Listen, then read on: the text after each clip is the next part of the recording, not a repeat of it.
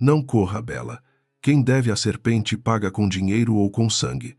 A voz atravessou o salão subterrâneo como uma faca molhada, e Isabela soube que seus 3 segundos de vantagem tinham acabado. Senhoras e senhores, aproximem o coração desta noite escura do rio, inscrevam-se no canal antes que a primeira carta caia sobre a mesa, porque a história que começa agora não perdoa distraídos. No brilho falso do cassino, uma garota pobre estava prestes a blefar contra a morte. O cassino ficava enterrado sob um hotel antigo de Copacabana, atrás de uma lavanderia que nunca lavava roupas e de um elevador sem botões visíveis. Lá embaixo, lustres dourados tremiam sobre mesas de roleta, mulheres perfumadas riam com medo disfarçado e homens de terno apostavam fortunas com dedos manchados de culpa. Isabela corria entre colunas de mármore negro, o vestido vermelho rasgado na coxa, os cabelos soltos como uma chama selvagem contra a fumaça espessa dos charutos. Ela devia muito mais do que qualquer moça da favela poderia pagar em uma vida inteira de empregos honestos. A dívida começara com remédios para a avó, crescera com juros de agiotas e virara sentença quando um cobrador da serpente decidira que beleza também podia quitar conta. Isabela aprendera cedo que chorar não abria portas, então treinara sorrisos, mentiras e vozes diferentes diante de espelhos rachados, até transformar o próprio medo em uma máscara quase perfeita. Naquela noite, porém, a máscara começava a rachar. 2 homens bloqueavam a saída principal, outro vigiava a escada de serviço e o segurança do bar já tinha recebido dinheiro para não enxergar nada. Isabela sentiu o gosto metálico do pânico no fundo da língua, mas não diminuiu o passo. Seus olhos verdes e ferozes varreram o ambiente em busca de uma fresta, uma distração qualquer, pedaço de sorte que ainda não tivesse sido vendido. Sobre uma mesa lateral entre casacos caros e taças abandonadas, havia uma bengala de madeira escura e óculos pretos de armação elegante. Isabela não pensou 2 vezes, pegou a bengala, encaixou os óculos no rosto, afrouxou os ombros e mudou a respiração. Quando os cobradores se aproximaram, a garota selvagem desapareceu. Em seu lugar surgiu uma jovem cega, frágil, perdida entre ruídos, pedindo licença com uma voz doce o bastante para enganar homens apressados. O primeiro capanga passou por ela sem desconfiar. Isabela bateu de leve a bengala no chão, tropeçou de propósito no tapete e virou o rosto para o lado errado quando alguém a chamou. O segundo segurou seu braço impaciente, mas ela deixou os lábios tremerem e murmurou que procurava a saída. A hesitação dele durou pouco, mas bastou. Bela escorregou para fora do alcance e deixou que o fluxo de convidados a levasse adiante. Ela conhecia a arte do engano como quem conhece becos de infância. Cada passo torto precisava parecer acidente, cada inclinação da cabeça precisava simular dependência, cada tremor na mão devia nascer no momento exato. Por dentro, seus pensamentos corriam como ratos sob chuva. Porta de serviço bloqueada. Elevador longe demais. Cozinha talvez livre. Mesa de bacará à direita. 2 capangas atrás. Se errasse um movimento, seria arrastada para um carro sem placas antes do amanhecer. Então alguém gritou, uma garrafa estourou contra o chão e o salão mergulhou em confusão. Um jogador armado acusou outro de trapacear. Cadeiras tombaram, fichas voaram como moedas de um naufrágio. Isabela aproveitou o tumulto, mas uma mulher esbarrou nela com violência. A bengala escapou de sua mão.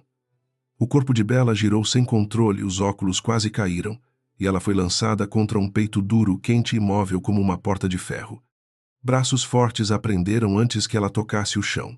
Isabela sentiu o tecido caro de um paletó preto, o perfume frio de couro, fumaça de charuto cubano e alguma coisa mais antiga, mais perigosa, como chuva sobre pólvora.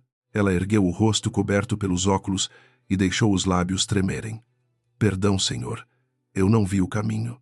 A frase saiu perfeita, humilde e frágil, tão perfeita que teria enganado um padre e condenado um juiz. O homem não a soltou. O salão pareceu baixar o volume ao redor deles, como se até a música temesse respirar perto dele. Isabela ouviu uma risada curta, baixa, quase carinhosa, mas sentiu a crueldade escondida nela. Uma mão grande e áspera nos dedos segurou seu queixo com firmeza e o ergueu. Não era um toque de ajuda. Era uma ordem silenciosa, uma coleira invisível, apertada apenas o bastante para lembrar quem dominava aquele inferno. Já terminou a peça. A voz dele desceu perto do ouvido dela, grave como um trovão dentro de uma igreja vazia, olhos tão bonitos, fingindo não enxergar. Talvez eu devesse arrancá-los para tornar a atuação mais convincente. Isabelle la congelou. Ela já ouvira ameaças de bêbados, traficantes, policiais corruptos e cobradores famintos. Aquilo era diferente. Não havia raiva na voz dele. Havia diversão. E a diversão de um predador era sempre mais perigosa que sua fúria. Ela soube quem ele era antes mesmo de alguém sussurrar o nome. Diego Silva. CEO da maior corporação de diamantes do Brasil, dono de minas legais, portos ilegais e silêncios comprados a preço de ouro. No Rio, mães assustavam filhos desobedientes com monstros, mas homens adultos baixavam a voz ao falar de Diego. Diziam que sorria antes de destruir um inimigo que nunca erguia a voz, e que seu coração ficara preso em algum cofre subterrâneo da família Silva. Isabela respirou devagar porque sobreviver dependia de não mostrar a verdade inteira. Eu não sei do que o senhor está falando, murmurou, mantendo os olhos imóveis por trás dos óculos. Diego inclinou a cabeça, estudando a linha de sua boca, a pulsação em seu pescoço, a pequena gota de suor descendo perto da orelha. Ele parecia capaz de ler pecados na pele. Pior, parecia interessado. E nada era mais fatal do que despertar curiosidade em um homem daquele tipo. Os cobradores da serpente finalmente os alcançaram, mas pararam ao reconhecer o homem que segurava Bela. O mais alto tentou disfarçar o medo com uma reverência torta. Senhor Silva, desculpe a interrupção. Essa garota pertence a nós. O sorriso de Diego apareceu devagar, belo e venenoso. Pertence. Ele repetiu a palavra como se ela fosse sujeira em uma taça de cristal. O capanga empalideceu. Isabela, presa contra aquele corpo implacável, sentiu o perigo mudar de direção.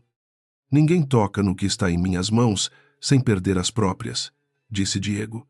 A frase foi baixa, mas atravessou a sala com mais força que um disparo. Os cobradores recuaram meio passo. Isabela percebeu que poderia estar salva de lobos apenas por ter caído na boca de uma onça. Tentou relaxar o corpo fingindo desmaio, mas Diego apertou sua cintura antes que a intenção virasse movimento. Não, pequena atriz, você fica. Isabela engoliu a resposta amarga e deixou a cabeça pender, mas seus dedos procuraram discretamente a presilha metálica no cabelo afiada, o bastante para ferir um rosto distraído. Diego viu. Claro que viu. Ele segurou seu pulso com calma e tirou a presilha, admirando a ponta como quem encontra uma joia curiosa. Favela da maré, sotaque de quem aprendeu a mentir para comer vestido roubado de alguém mais rica, e coragem demais para uma devedora. Bela sentiu o sangue esfriar. Cada detalhe arrancado dele era uma janela aberta sobre sua miséria. O senhor coleciona mulheres desesperadas ou apenas gosta de humilhá-las? Ela perguntou antes de conseguir se conter. O silêncio que veio depois foi profundo. Então Diego riu, e a risada dele foi quase linda. Eu coleciono talentos. Desespero existe em qualquer esquina. Ao redor o cassino fingia voltar ao normal, embora todos ainda observassem pelos cantos dos olhos. Diego ordenou que trouxessem a bengala. Um segurança obedeceu imediatamente. Ele colocou a madeira nas mãos de Bela com uma delicadeza que parecia insulto. Caminhe até aquela mesa, disse. O pedido era simples demais, por isso mesmo cruel.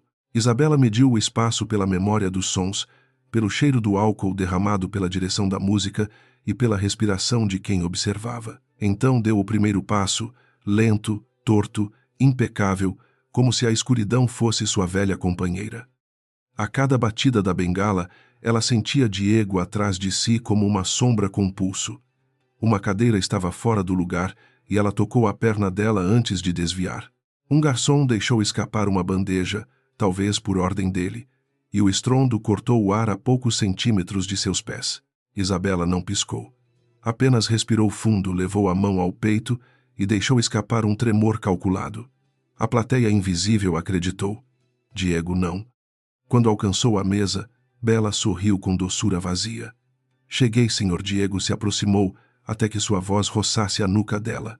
Chegou ao começo do problema. Antes que ela respondesse, um disparo explodiu atrás de sua orelha. Gritos rasgaram o salão. Isabela sentiu o calor da bala atingir uma garrafa sobre a mesa e a chuva de vidro tocar seu braço. Por instinto, cada músculo quis saltar. Ela segurou o reflexo com violência quase dolorosa. Diego permaneceu imóvel observando seus cílios por baixo dos óculos. Nenhum tremor verdadeiro, nenhum piscar, nenhuma denúncia. Pela primeira vez naquela noite, algo além de crueldade atravessou seu rosto. Era admiração, mas uma admiração que prometia correntes. Você é melhor do que pensei, ele murmurou. Isabela respondeu com um fio de voz. Eu só quero ir embora. Diego tirou os óculos dela com 2 dedos, expondo olhos verdes que ardiam de ódio, medo e orgulho. Mentira. Você quer sobreviver. A palavra acertou onde doía. Isabela queria sobreviver desde antes de saber escrever o próprio nome. Queria sobreviver à fome, aos homens que mediam meninas com olhos de mercado, aos becos onde sirenes chegavam sempre tarde. Queria sobreviver à dívida, à serpente, ao vestido rasgado, ao homem que agora segurava seus óculos como se tivesse comprado sua alma. Ela ergueu o queixo. E o senhor quer o que de mim? Uma noiva cega, disse ele, como quem escolhe uma arma em uma gaveta. Isabela pensou ter ouvido errado. Diego continuou sem pressa, enquanto o mundo dela inclinava. Meus inimigos escutam paredes, subornam motoristas, compram amantes, mas ninguém teme uma mulher incapaz de ver. Você sentará ao meu lado, parecerá inútil, frágil, decorativa. Ouvirá tudo, repetirá apenas para mim. Em troca, pago sua dívida e mantenho a serpente longe do seu sangue. Bela sentiu a armadilha se fechar com elegância. E se eu recusar, Diego fez um gesto quase preguiçoso. Um de seus homens abriu o caminho entre os cobradores, revelando o líder da serpente parado junto à saída, sorrindo como quem esperava a carne fresca. Então você volta para eles. Eu até devolvo a bengala. A humilhação queimou, mas Bela não desperdiçou lágrimas. Uma prisão dourada ainda era prisão, mas a morte nos becos não oferecia contrato. Eu não sou mercadoria, disse ela. Diego aproximou-se até que seu rosto ocupasse todo o espaço diante dela. Não, mercadoria é previsível. Você é risco. Por um segundo, Isabela percebeu algo quebrado por trás da beleza perigosa dele, uma solidão tão fria que nenhuma fortuna aquecia. A percepção a irritou, porque monstros não deviam parecer humanos. Ela pegou os óculos de volta da mão dele. Se eu aceitar, minhas regras entram no papel. Bela recolocou os óculos como se a armadura pudesse nascer de vidro escuro. Ninguém toca na minha avó. Ninguém usa meu corpo como pagamento. Eu finjo ser sua boneca cega em público, mas no quarto durmo sozinha e tranco a porta. Se quiser meus ouvidos, vai respeitar minha pele. Alguns homens de Diego se mexeram indignados. Diego levantou um dedo e todos pararam. A garota encurralada negociava com um rei armado, como se ainda tivesse trono. Você fala demais para alguém à beira do abismo, disse ele. E o senhor sorri demais para alguém que precisa de mim, respondeu Bela. O silêncio voltou grosso e elétrico. Diego poderia quebrá-la ali e todos fingiriam não ver. Em vez disso, inclinou-se numa reverência mínima, zombeteira, quase nobre. Muito bem, Isabela. Durma sozinha enquanto eu permitir. Protegerei sua avó enquanto você for útil. Quanto ao seu corpo, eu nunca mendigo o que posso conquistar.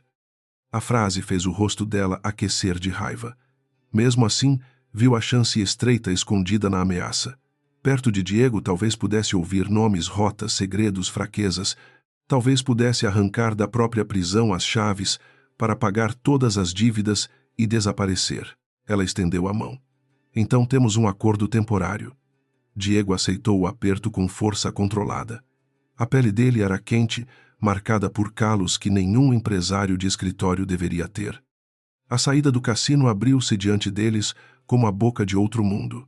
Diego manteve a mão nas costas de Bela, não empurrando, apenas guiando com autoridade intolerável. Os cobradores da serpente se afastaram furiosos e impotentes. O líder deles murmurou que aquilo não terminaria ali. Diego nem olhou. Nada termina enquanto eu não autorizo, respondeu. Bela caminhou com a bengala, ainda representando para todos, embora a única pessoa que importava já soubesse da mentira. Do lado de fora, a madrugada do rio Cheirava a maresia gasolina e promessa quebrada. Carros pretos esperavam junto à calçada molhada, motores ligados, vidros escuros, refletindo as luzes da cidade. Isabela pensou em correr. Pensou na avó dormindo, sem saber que a neta negociava a liberdade com um demônio. Diego abriu a porta do carro e falou junto ao ouvido dela. Entre, Bela. A peça continua. Ela entrou porque a alternativa tinha dentes piores. Nenhum deles falou durante os primeiros minutos. Pela janela o rio passava em fragmentos de ouro e sombra. Isabela tirou os óculos devagar, cansada de fingir para vidros escuros. Diego a observava sem pudor. Você tem medo de mim, disse ele. Bela olhou diretamente para seu rosto. Tenho medo de morrer. O Senhor é apenas um caminho possível. A resposta arrancou dele outro sorriso. Cuidado, menina da maré. Coragem sem estratégia vira epitáfio. O carro subiu por ruas cada vez mais silenciosas, até alcançar os portões da mansão Silva, uma construção branca e imensa sobre um morro privado, cercada por jardins geométricos e homens armados. À distância, o mar brilhava como uma lâmina sob a lua. Bela sentiu que atravessava uma fronteira invisível. Do outro lado, sua antiga vida se reduzia a uma favela e uma cama estreita. A nova vida tinha grades, sem parecer prisão, luxo sem parecer salvação. No hall principal, mármore claro refletia lustres frios, retratos de homens severos e vasos de flores sem perfume. Diego retirou o paletó e o entregou a um mordomo que não fez perguntas.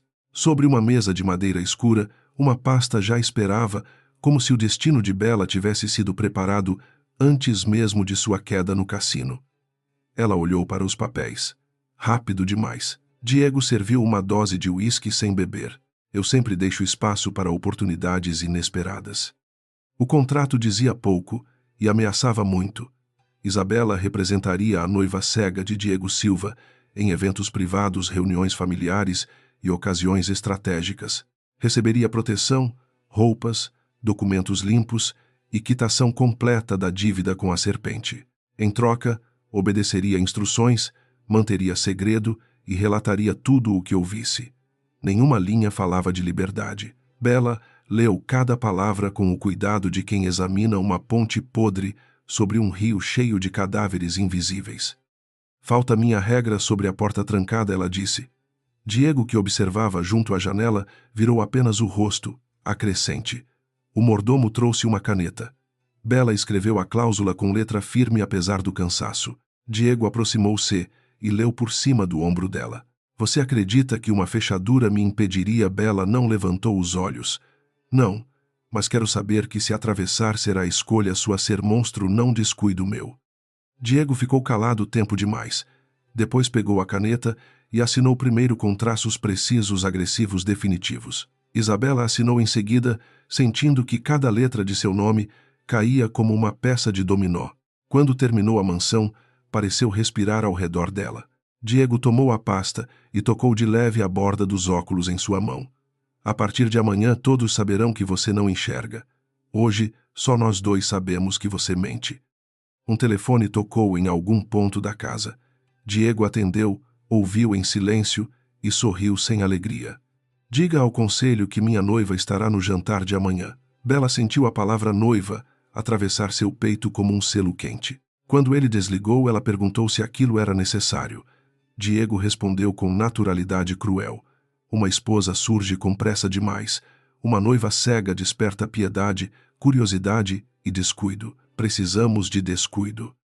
Diego chamou uma criada e ordenou que preparasse um quarto no corredor leste, com chave entregue apenas a Isabela. Bela pegou a chave como quem segura uma faca pequena.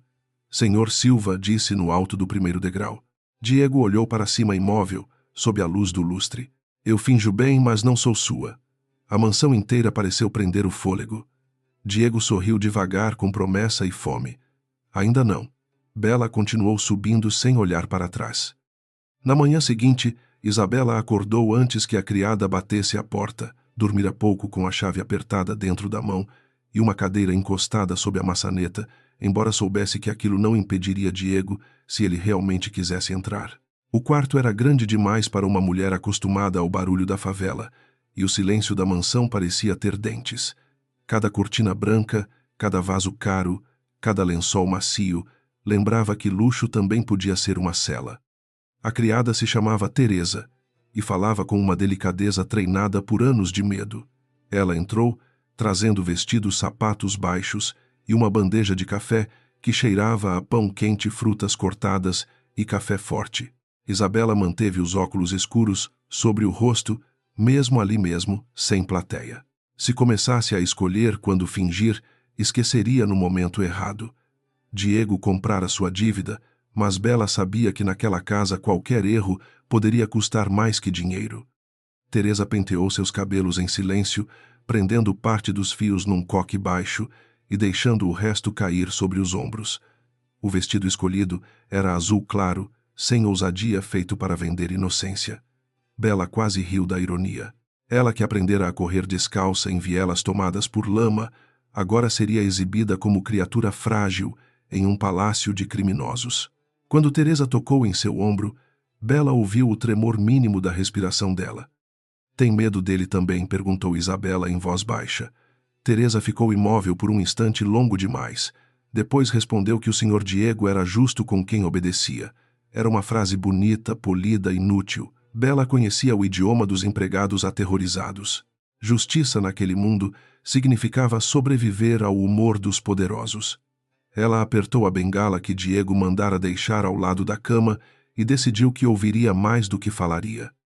No corredor leste, a mansão respirava história e ameaça. Retratos dos homens Silva observavam das paredes todos com a mesma postura rígida, a mesma arrogância nos olhos, como se o sangue fosse uma licença eterna para esmagar o resto do mundo. Bela caminhou batendo a bengala com ritmo irregular, contando passos, portas e ecos. Escutou vozes atrás de uma parede, o clique metálico de uma arma, sendo conferida o farfalhar de papéis escondidos, depressa demais. Diego esperava no salão de inverno, vestido com terno cinza escuro e camisa branca aberta no primeiro botão. Parecia menos um anfitrião e mais uma sentença assinada. Ao vê-la entrar, não se levantou. Apenas observou cada movimento, cada tropeço, calculado cada pausa diante dos móveis. Bela sentiu o olhar dele como lâmina sobre a nuca.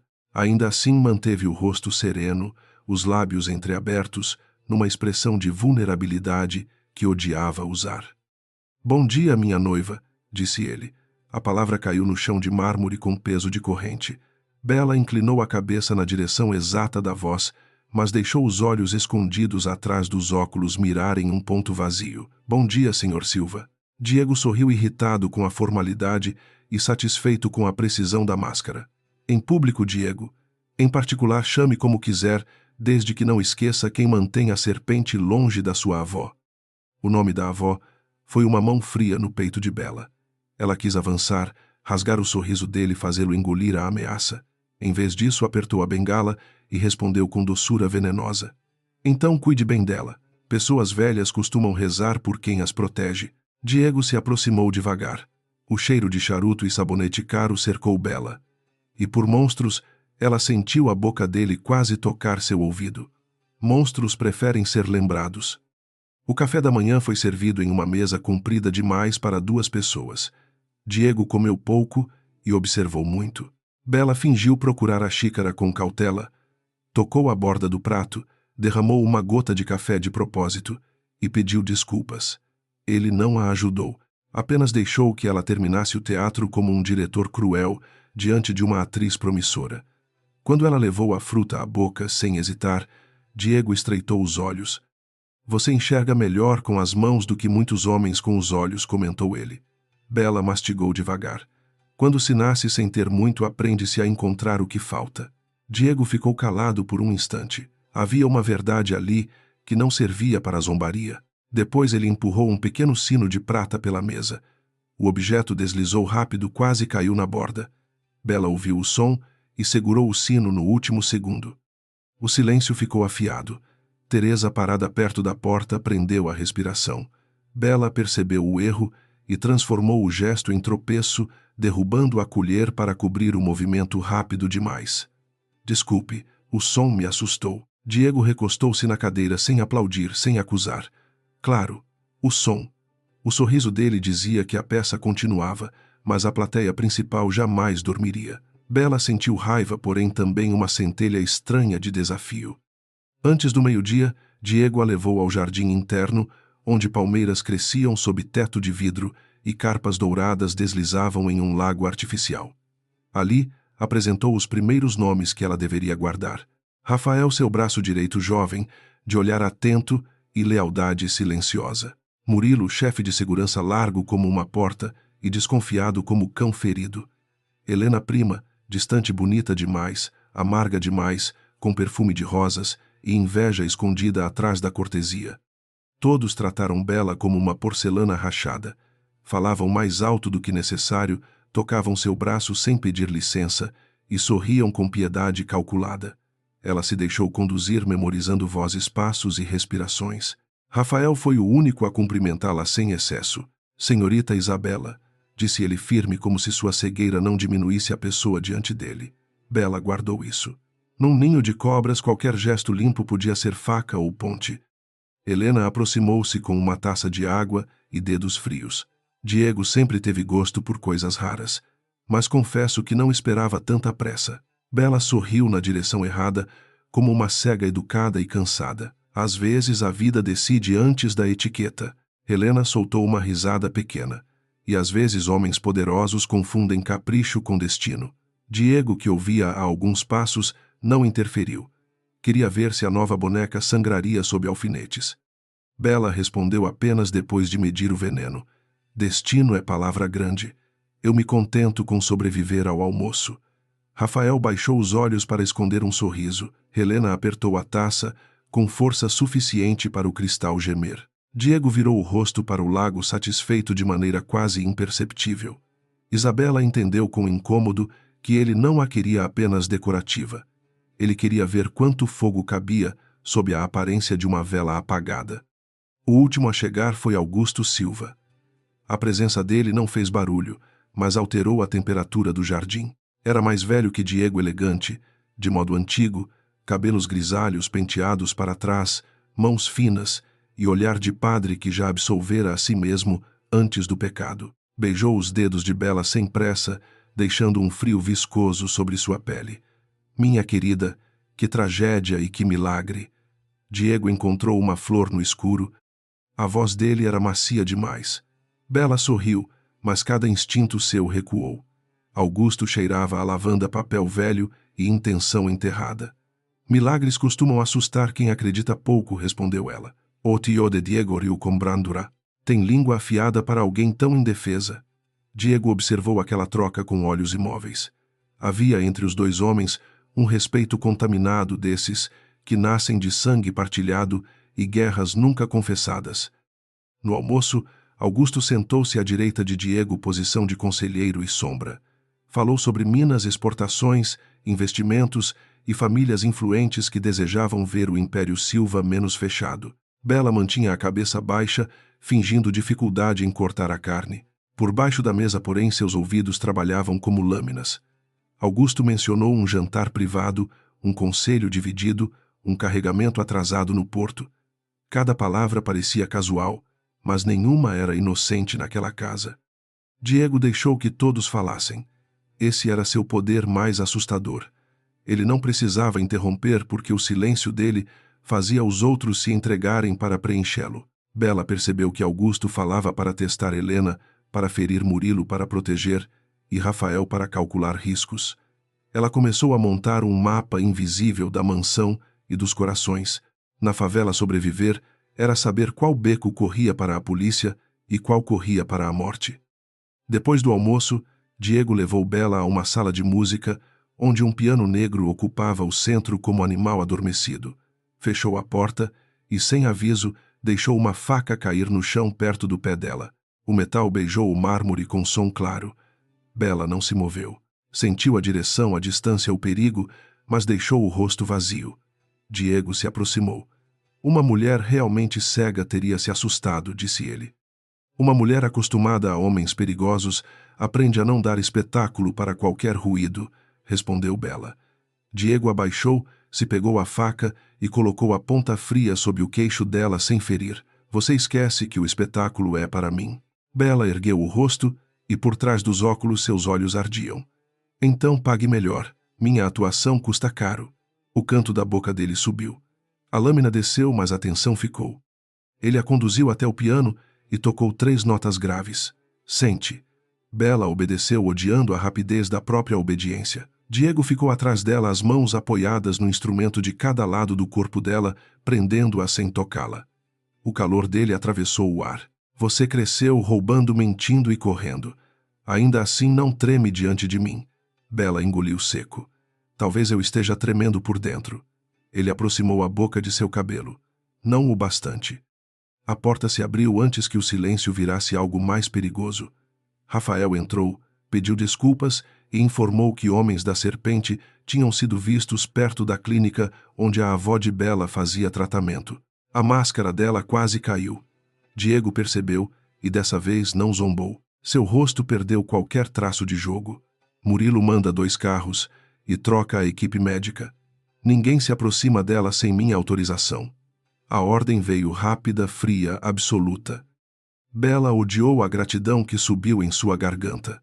Era mais fácil odiar Diego quando ele apenas ameaçava, mais difícil quando protegia com a mesma naturalidade com que destruía. Obrigada, disse ela quase sem voz. Diego olhou para Rafael dispensando o homem. Depois voltou a Bela. Não agradeça. Sua avó é parte do contrato. A crueldade da frase tentou devolver a distância entre eles, mas chegou tarde. Bela já ouvira o cuidado escondido sob a lâmina. À noite, a mansão recebeu convidados para o jantar anunciado. Carros subiram a alameda, vestidos brilharam, risadas artificiais encheram os salões. Diego entrou com Bela apoiada em seu braço e o murmúrio coletivo confirmou que a mentira tinha ganhado corpo. A noiva cega do Senhor dos Diamantes era mais bonita do que esperavam, mais jovem, mais misteriosa. Bela manteve o rosto sereno, sentindo dezenas de olhares atravessarem sua pele como agulhas envernizadas. Durante o jantar, homens poderosos esqueceram que ouvidos não dependiam de olhos. Um senador cochichou sobre fiscalização suspensa. Um banqueiro mencionou contas em nome de empresas fantasmas. Helena comentou com uma amiga que Augusto seria líder mais diplomático que Diego. Bela bebia água em pequenos goles, sorria quando alguém falava com ela e colecionava confissões como quem junta pedras para derrubar uma janela. Diego, ao seu lado, parecia distraído, mas seus dedos batiam uma contagem lenta na mesa. Augusto levantou um brinde à felicidade do sobrinho e da nova noiva. Falou de confiança, família, renovação e destino, palavras impecáveis que cheiravam a túmulo caiado. Bela ergueu a taça um pouco atrasada, interpretando cegueira com perfeição. Quando Augusto se inclinou para beijar sua testa, sussurrou tão baixo que apenas ela ouviu. Nesta casa, menina, até as paredes enterram segredos. Bela sorriu, sem mostrar dentes. Então, espero que elas saibam rezar. Por um instante, o sorriso de Augusto vacilou. Foi pouco, quase nada, mas Bela sentiu. Aquilo a alimentou mais que o jantar inteiro. Diego percebeu a mudança no ar e pousou a mão sobre a dela num gesto de posse que também parecia aviso. Cansada, meu bem. A expressão doce soou perigosa na boca dele. Bela virou o rosto para a direção de sua voz. Um pouco. Há muitos sons nesta casa. Acostume-se, respondeu Diego. Som é o que manterá você viva. Mais tarde, quando os convidados se espalharam pelo salão, Murilo deixou cair uma bandeja atrás dela por ordem silenciosa do patrão. Bela não piscou. Depois uma porta bateu como tiro. Ela apenas apertou a bengala. Por fim, Diego disparou uma pistola contra o jardim externo, estilhaçando uma luminária distante. O salão gritou. Bela levou a mão ao coração, mas suas pálpebras permaneceram imóveis. Diego caminhou até ela no meio do caos controlado. Seus olhos brilhavam com uma fascinação sombria. Você é impossível, murmurou baixo demais para os outros. Bela sentiu a raiva subir quente e limpa. Não. Eu sou o cara. Lembre-se disso quando inventar outro teste. Ele riu, mas havia algo novo no som, uma rachadura quase humana. Cuidado, Isabela. Cada vez que me desafia, torna mais difícil lembrar que você é apenas parte de um plano. A frase deveria assustá-la e assustou, mas também acendeu um perigo diferente, íntimo, absurdo. Bela odiava o modo como o corpo percebia Diego antes da razão autorizar. O calor dele, A voz, a certeza brutal, tudo nela queria recuar e enfrentar ao mesmo tempo. Ela sabia que aquilo era armadilha. Monstros não se tornam menos monstros porque seguram uma porta ou protegem uma avó. Ainda assim, o coração dela não obedecia com a mesma disciplina dos olhos. Quando a noite terminou, Diego acompanhou Bella até o corredor leste. A mansão parecia exausta, mas seus segredos continuavam acordados. Ele parou diante da porta dela e entregou a chave em sua palma. Você foi útil hoje. Bella fechou os dedos sobre o metal. Que elogio romântico. Diego inclinou-se e sua sombra cobriu o rosto dela. Não me peça romance, Bella. Eu não saberia dar sem transformar em posse. Ela ergueu os óculos e, pela primeira vez naquela noite, deixou que ele visse seus olhos sem disfarce. Então não me dê nada. Diego ficou imóvel. A proximidade entre eles era um fio esticado sobre fogo. Ele poderia beijá-la e talvez ela o mordesse. Poderia recuar e talvez ela sentisse falta. No fim, apenas tocou a porta com os dedos. Tranque. Quero saber se amanhã ainda acreditará que isso basta. Bella entrou e fechou a porta. Girou a chave, empurrou a cadeira contra a maçaneta e encostou a testa na madeira.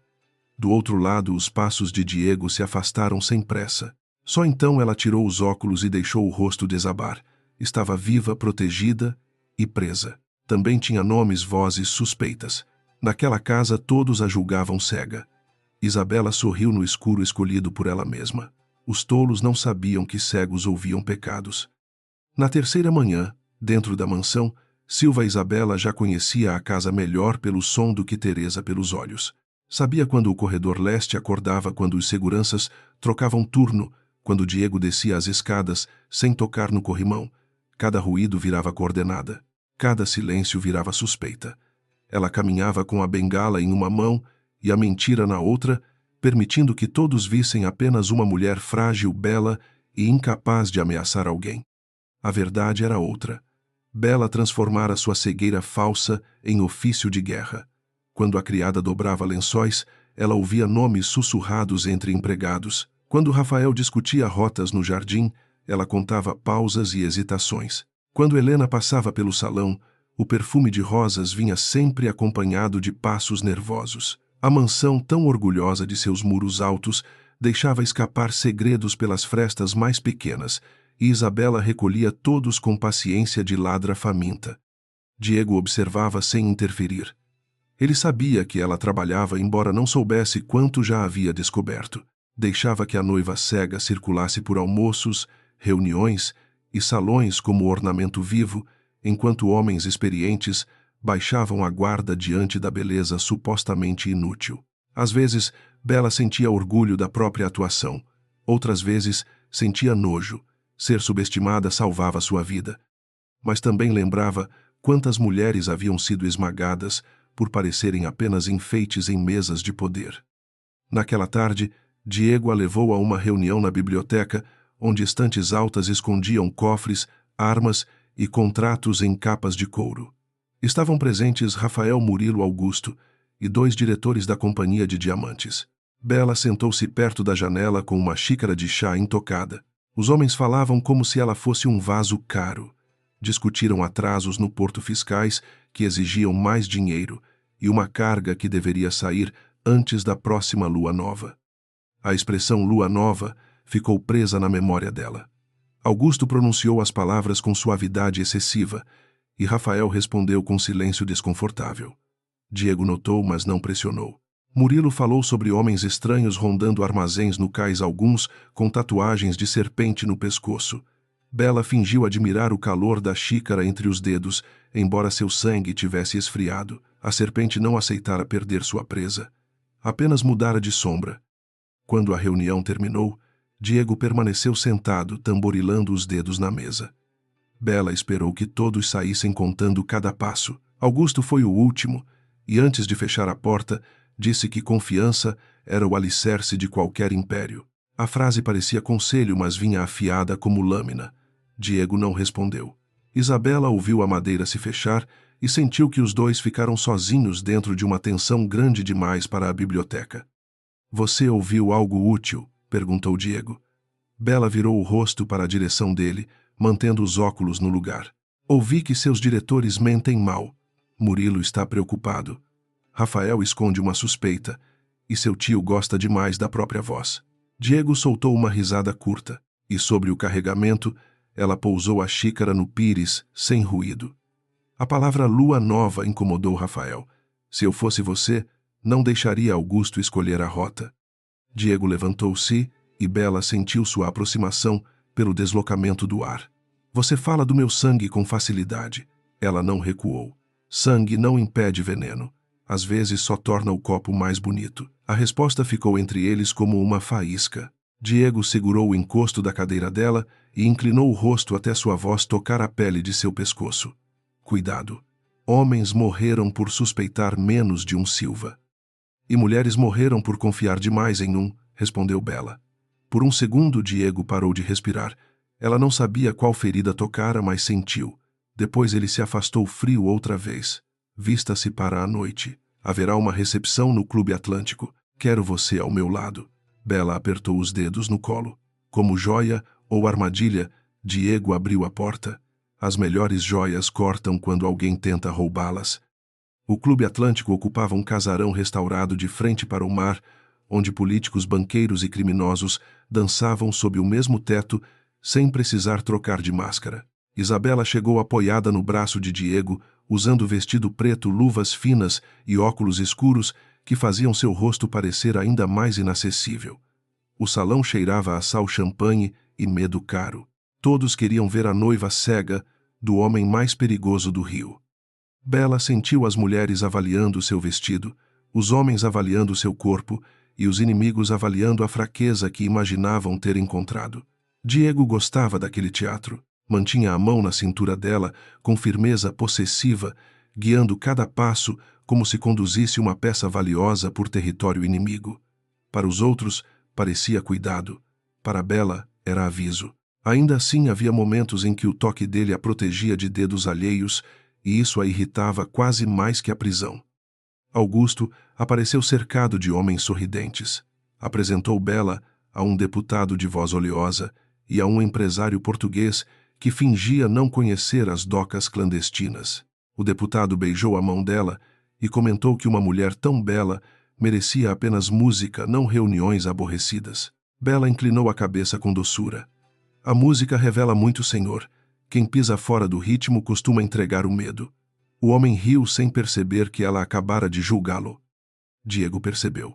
Sua mão apertou a cintura dela por um instante, talvez reprimenda, talvez aprovação.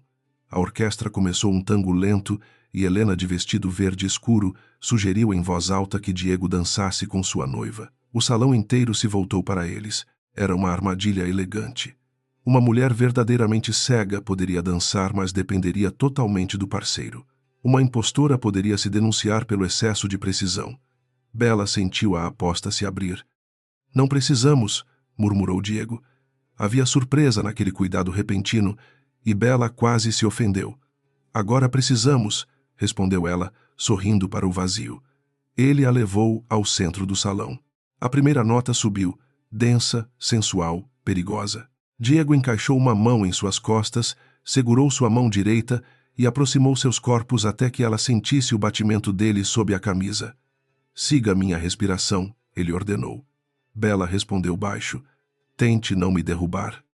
O tango começou como duelo. Diego guiava com autoridade brutal, testando mudanças súbitas, pausas, giros que arrancavam suspiros da plateia. Bela seguia pelo calor da mão dele, pelo roçar dos sapatos no piso, pela pressão mínima em sua coluna.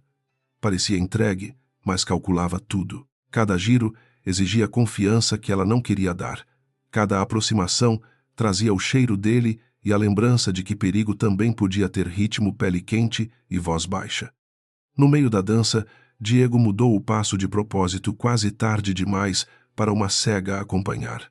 Bela sentiu a armadilha e deixou o corpo cair um pouco, como se dependesse inteiramente dele. Ele a sustentou, músculos rígidos, olhos presos em sua boca. O salão aplaudiu a imagem romântica.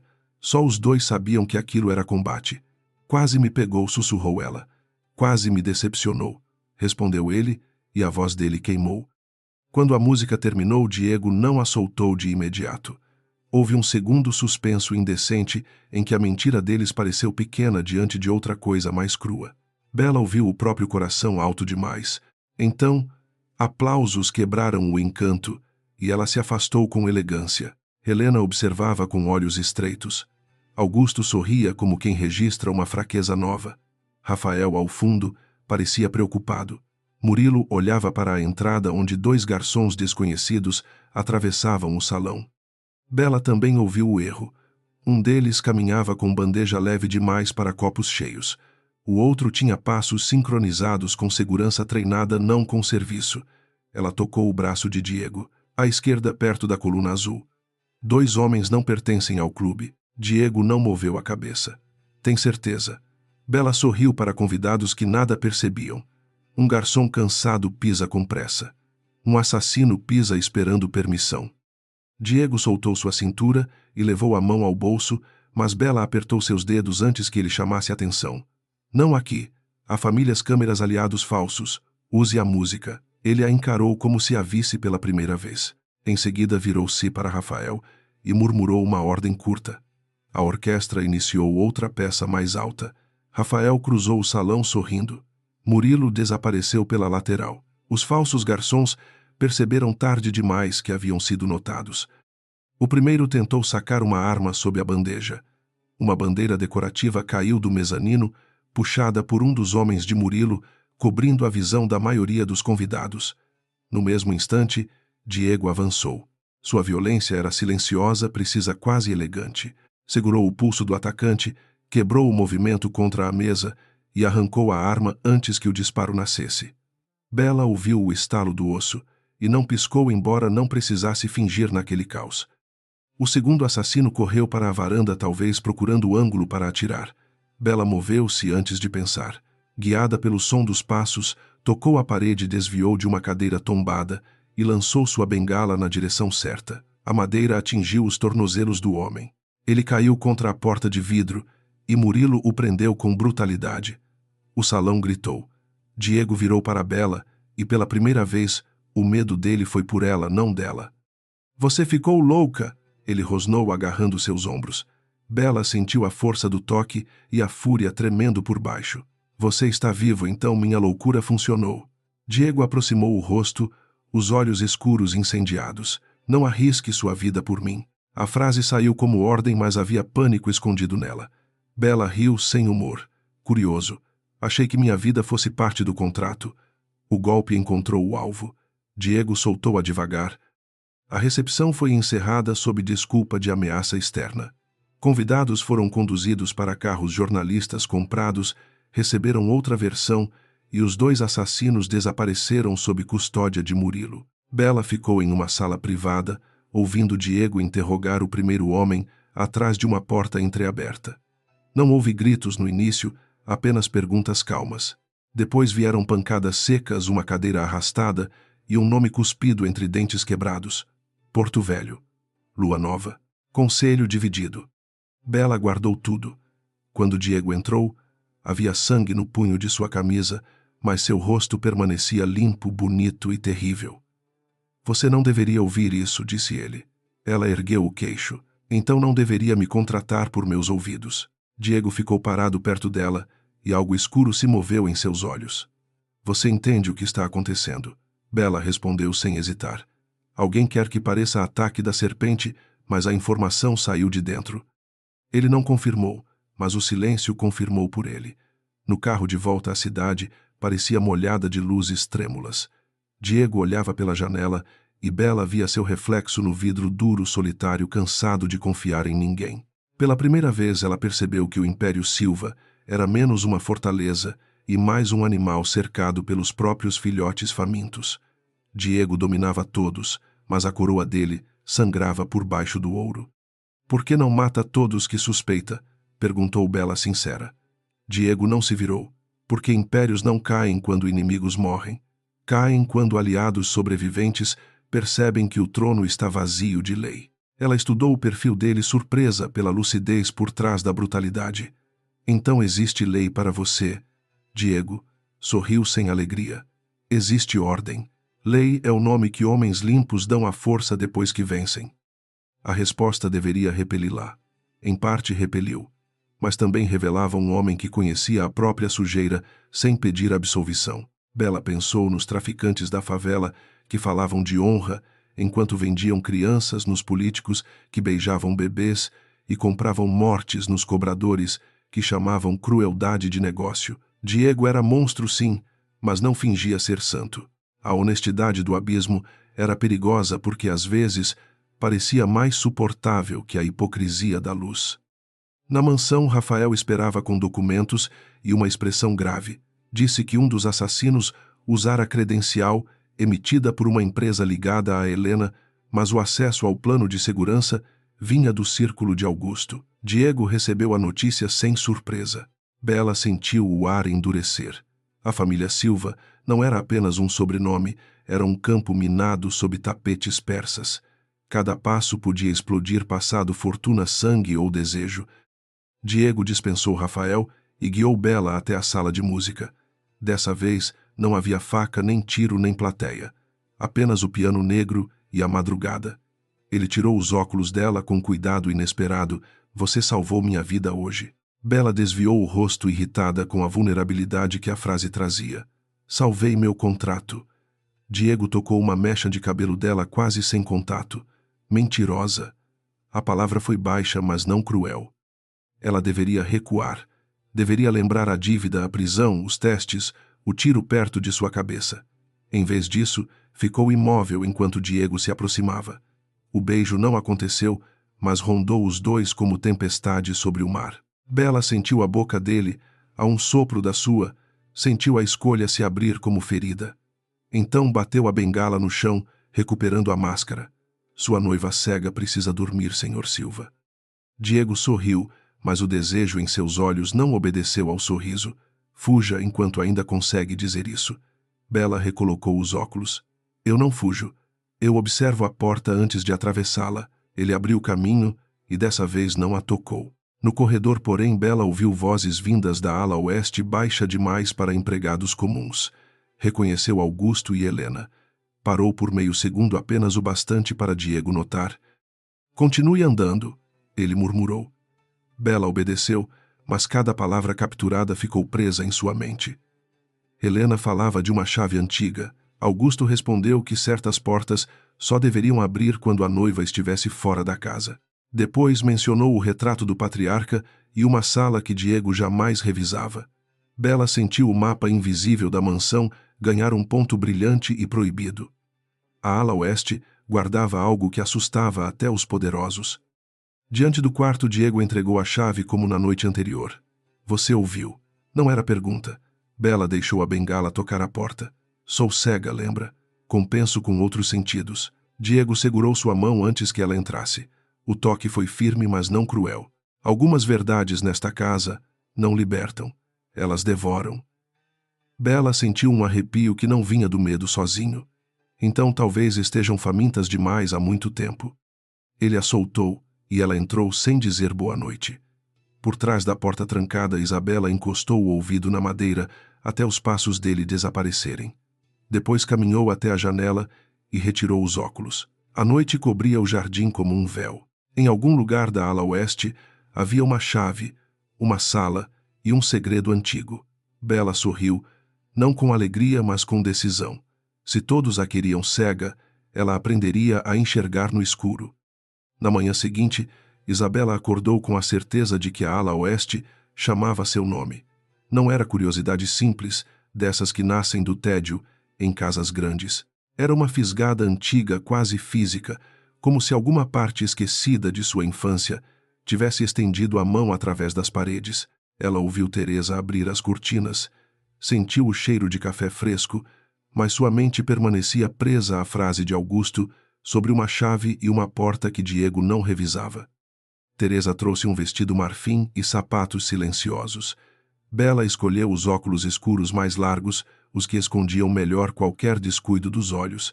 A criada comentou que Diego passara a madrugada reunido com Rafael e que Augusto chegara cedo para falar sobre o conselho da família. Isabela guardou a informação com cuidado. Quando poderosos se levantavam antes do sol, era porque algum cadáver real ou simbólico Precisava ser movido antes que todos acordassem. No café da manhã, Diego parecia feito de pedra escura. Havia sombras sob seus olhos, mas a postura continuava impecável. Bela sentou-se à mesa e fingiu dificuldade com o guardanapo esperando que ele começasse. Ele não falou sobre a noite anterior, nem sobre a ala oeste. Isso confirmou mais do que qualquer confissão. Diego sabia que havia segredos naquela casa, mas talvez tivesse escolhido não olhar para eles por tempo demais. Hoje você ficará no quarto, disse ele, cortando o pão sem apetite. Bela levantou o rosto na direção dele. Isso é ordem médica ou medo doméstico? Diego pousou a faca com calma, perigosa. É prudência. Depois do ataque, todos estarão observando. Ela sorriu doce e falso. Uma noiva cega trancada no quarto observa pouco. Ele inclinou a cabeça e por um segundo pareceu cansado da própria desconfiança. Exatamente por isso ficará viva. A palavra viva encerrou a conversa. Bela percebeu que enfrentá-lo de frente não abriria caminho. Precisava de outra máscara. Após o café deixou Teresa conduzi-la de volta ao corredor leste, aceitou um livro em braille que jamais usaria e fingiu resignação. Quando a criada saiu, Bela esperou 15 minutos contando os passos dos guardas, os rangidos distantes, o ritmo da casa. Depois retirou os sapatos e abriu a porta com a delicadeza de quem rouba ar. A mansão era diferente sem a bengala batendo. Mais perigosa, porém mais verdadeira. Isabela caminhou descalça, tocando paredes, memorizando texturas, respirando cada mudança de perfume. Passou pela galeria dos retratos, onde os antigos Silva pareciam vigiar até poeira. Uma empregada atravessou o corredor carregando toalhas, e Bela virou o rosto para a janela imóvel como estátua decorativa. A mulher não suspeitou. Ninguém espera que uma boneca caminhe sozinha quando todos acreditam que seus olhos morreram. A entrada da ala oeste ficava atrás de uma porta dupla quase sempre, fechada, protegida menos por guardas que por tradição. Bela encontrou a fechadura antiga pela memória das vozes. A chave, porém, era o problema. Lembrou-se de Helena falando dela e de Augusto mencionando o retrato do patriarca. No salão dos ancestrais havia uma moldura maior que as outras, pesada, cercada por flores secas. Bela tocou a borda inferior e sentiu metal frio escondido. A chave estava presa por uma fita de couro antiga, pequena demais para portas comuns. Bela segurou a peça contra a palma e sentiu uma emoção absurda, como se o metal reconhecesse sua pele. Não havia tempo para pensar nisso. Voltou à porta dupla, encaixou a chave e girou com esforço. O clique soou alto demais em sua cabeça. Ela esperou, respirando devagar. Nenhum passo veio. Então, entrou, fechando atrás de si a passagem proibida. A ala oeste cheirava a madeira fechada, cera velha e flores mortas. Cortinas pesadas filtravam a luz em faixas douradas e o pó dançava como cinza sobre móveis cobertos por lençóis brancos. Isabela avançou tocando as paredes até encontrar outra porta menor no fim do corredor. Diferente das demais, ela não tinha maçaneta polida, mas uma fechadura simples e recente. Alguém visitava aquele lugar apesar de fingir que ele pertencia ao passado. Dentro, a sala proibida parecia um altar de culpa. Havia caixas de documentos, mapas de minas, fotografias antigas e um cofre aberto sobre uma mesa.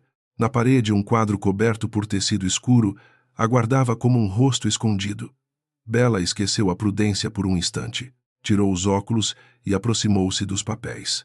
O primeiro mapa trazia áreas de extração de esmeraldas marcadas com nomes que ela não conhecia, exceto um que lhe atravessou o peito. Mendonça. A palavra parecia simples demais para carregar tanto peso. Isabela a leu uma vez, depois outra, enquanto algo subterrâneo se movia dentro dela. Seu sobrenome nunca fora esse. Ela crescera sem nome de família, filha de ninguém, neta de uma mulher que raramente falava sobre o passado. No entanto, ao encarar aquelas letras, sentiu uma dor familiar, como se o sangue possuísse memória própria, e acabasse de despertar assustado. Ela abriu uma caixa menor e encontrou fotografias amareladas. Um casal sorria diante de uma fazenda de pedras verdes, segurando nos braços uma menina de cabelos escuros e olhos claros. Isabela levou a mão à boca. O rosto da criança era pequeno, mas os olhos eram seus. A mulher da foto usava no pescoço um pingente de meia-lua exatamente igual ao que Bela guardava desde a infância, a única herança que sua avó jamais explicou. Os dedos de Isabela tremiam quando puxou o próprio pingente sob o vestido. A meia-lua antiga repousou sobre sua palma gasta pelo tempo e pelo medo. Na caixa havia outro fragmento, também em forma de meia-lua, preso a uma corrente quebrada. Ela juntou as duas peças. O encaixe foi perfeito. Um círculo incompleto tornou-se lua inteira, e o mundo de Bela pareceu rachar sem barulho. A garota da favela desapareceu por um segundo, deixando uma herdeira sem túmulo. Ela encontrou uma pasta com registros de imprensa, relatórios policiais adulterados e contratos de venda assinados após uma chacina. 20 anos antes, a família Mendonça, dona de minas de esmeralda, fora massacrada em uma propriedade no interior. Os jornais culpavam uma disputa com o Silva, especialmente o pai de Diego Henrique Silva. Havia fotos de corpos cobertos, manchetes cruéis, nomes riscados. A sobrevivente mais jovem nunca fora encontrada. Isabela sentiu o chão inclinar sob seus pés. Henrique Silva. O nome do pai de Diego queimou seus olhos. Bela pensou no homem que aprendia sob contrato no filho do suposto assassino de seus pais, no beijo quase nascido no cuidado com sua avó, nas ameaças e no calor da mão dele. Tudo se misturou em náusea. Amor ainda não era a palavra que ela aceitasse, mas havia algo crescendo entre eles. Agora, esse algo parecia uma flor nascida sobre ossos. Atrás do quadro coberto, Isabela encontrou outro retrato. Nele, Henrique Silva e um homem mais jovem brindavam ao lado de uma mesa cheia de mapas. O homem jovem era Augusto. Sua semelhança com o presente era inconfundível, apesar dos cabelos ainda escuros. No verso, uma anotação mencionava a negociação Mendonça e uma dívida de sangue a ser paga. Bela tentou entender, mas as peças giravam rápido demais. O passado não se entregava inteiro. Apenas mostrava dentes. Um ruído no corredor fez seu coração bater com violência. Bela recolocou os documentos de qualquer jeito, guardou o fragmento da meia-lua no bolso e cobriu o quadro. A porta abriu antes que ela alcançasse a saída. Augusto entrou sozinho, usando luvas finas, e o sorriso de um homem que encontra uma aranha dentro do próprio copo. Por um instante, nenhum dos dois falou. Ele olhou para os óculos na mão dela, depois para os documentos mal alinhados. Que surpresa desagradável, disse Augusto com calma macia. Isabela colocou os óculos de volta devagar. Perdi-me. Casas grandes confundem quem não vê. Ele fechou a porta atrás de si. O som foi pequeno, mas definitivo. Ainda insiste nessa peça. Diego se diverte com isso, talvez porque herdou do pai o gosto por brinquedos perigosos. Bela manteve a cabeça inclinada, embora todo o seu corpo preparasse fuga. Não entendo do que o senhor está falando. Augusto aproximou-se dos papéis, arrumando cada folha com cuidado quase carinhoso. Claro que entende. O sangue sempre entende antes da razão. Você tem os olhos de sua mãe. A frase atingiu Isabela como um disparo silencioso. Ela não deveria reagir, mas a garganta fechou. Augusto viu. O sorriso dele se tornou mais frio. Pobre menina. Sobreviveu a ratos, dívidas e becos apenas para entrar voluntariamente na casa, que terminou de matar sua família. Bela sentiu vontade de saltar sobre ele, mas sabia que Augusto queria exatamente isso. Gritar a transformaria em histérica. Atacá-lo daria justificativa. Ela escolheu a lâmina mais antiga que possuía a mentira. Se isso é verdade, por que me deixou viva? Augusto ergueu uma sobrancelha divertido. Porque não sabia quem você era. E porque Deus, quando existe, tem um humor vulgar. Agora que sei, a questão muda. A voz dele era quase gentil. Antes que Bela respondesse, passos firmes ecoaram na ala oeste. Diego. Augusto ouviu também, e sua expressão mudou apenas o suficiente para revelar cálculo. Ele abriu a porta, segurou o braço de Isabela com falsa proteção e falou alto. Diego, encontrei sua noiva perdida nesta área fechada. Ela parecia assustada. Diego surgiu no corredor como tempestade contida. Seus olhos foram de Augusto para Bela, dos óculos para a porta aberta, e algo sombrio atravessou seu rosto. Saia daqui, disse Diego ao tio. Augusto sorriu ofendido apenas na superfície. Eu estava ajudando. Diego não elevou a voz. Agora está respirando ar demais perto dela. A frase fez Augusto recuar um passo ainda sorrindo. Quando se afastou, roçou os dedos no ombro de Bela e sussurrou apenas para ela: cuidado com o filho do carrasco. Paixão é uma coleira bonita. Depois desapareceu pelo corredor, deixando perfume de lavanda e ameaça. Diego puxou Bela para dentro da sala e fechou a porta. Não a segurou com brutalidade, mas sua fúria ocupava cada canto. Eu mandei você ficar no quarto. Bela tirou os óculos, incapaz de sustentar a máscara por mais um segundo. E eu encontrei minha vida dentro de uma caixa trancada. Ele olhou para a mesa, para os mapas, para o pingente que ela segurava. A cor pareceu abandonar o rosto dele. De onde você tirou isso? A voz dele saiu baixa demais. Bela mostrou as duas metades da lua. Uma ficou comigo desde criança. A outra estava aqui escondida entre as provas de um massacre. Diego não tocou o pingente. Seus olhos ficaram presos nele como se encarassem um fantasma. Mendonça murmurou. Bela ouviu a dor no nome e odiou perceber que era real. Você sabia? A pergunta veio fraca porque ela temia a resposta. Diego ficou imóvel por tanto tempo que Bela quase gritou. Meu pai foi acusado por essa noite, disse ele enfim. Augusto sempre disse que Henrique destruiu os Mendonça para proteger as Minas Silva. Eu cresci com essa sombra. Cresci ouvindo que poder exige pecados herdados. Bela sentiu a raiva explodir. Então você sabia que minha família morreu pelas mãos da sua? Diego ergueu o olhar. Eu não sabia que você existia. Isso deveria me consolar. Ela avançou um passo tremendo. Eu dormi sob o teto de homens que talvez tenham queimado meu nome. Você me tocou com mãos alimentadas por esse sangue. Diego recebeu a acusação sem se defender. Talvez porque parte dele acreditasse merecer. Bela. Ela recuou ao ouvir o nome na boca dele, como se carinho fosse ofensa. Não, não use minha fraqueza contra mim. Hoje não. Ele não se aproximou. Essa escolha doeu de modo estranho. Há peças faltando, disse Diego. Documentos da polícia, testemunhas, datas. Se Augusto guardou essa sala, talvez esconda mais do que culpa do meu pai. Bela riu amarga. Agora quer salvar o nome do Silva. Diego endureceu. Quero saber a verdade. Ela apertou a lua contra o peito. A verdade é que minha mãe tinha um rosto. Meu pai tinha um nome, e eu fui deixada no mundo como sobra de crime. Lá fora, trovões começaram a rolar sobre o mar. A luz da sala tremia, espalhando sombras sobre mapas de esmeralda e diamante. Diego olhou para Isabela como quem tenta segurar algo que já escapa.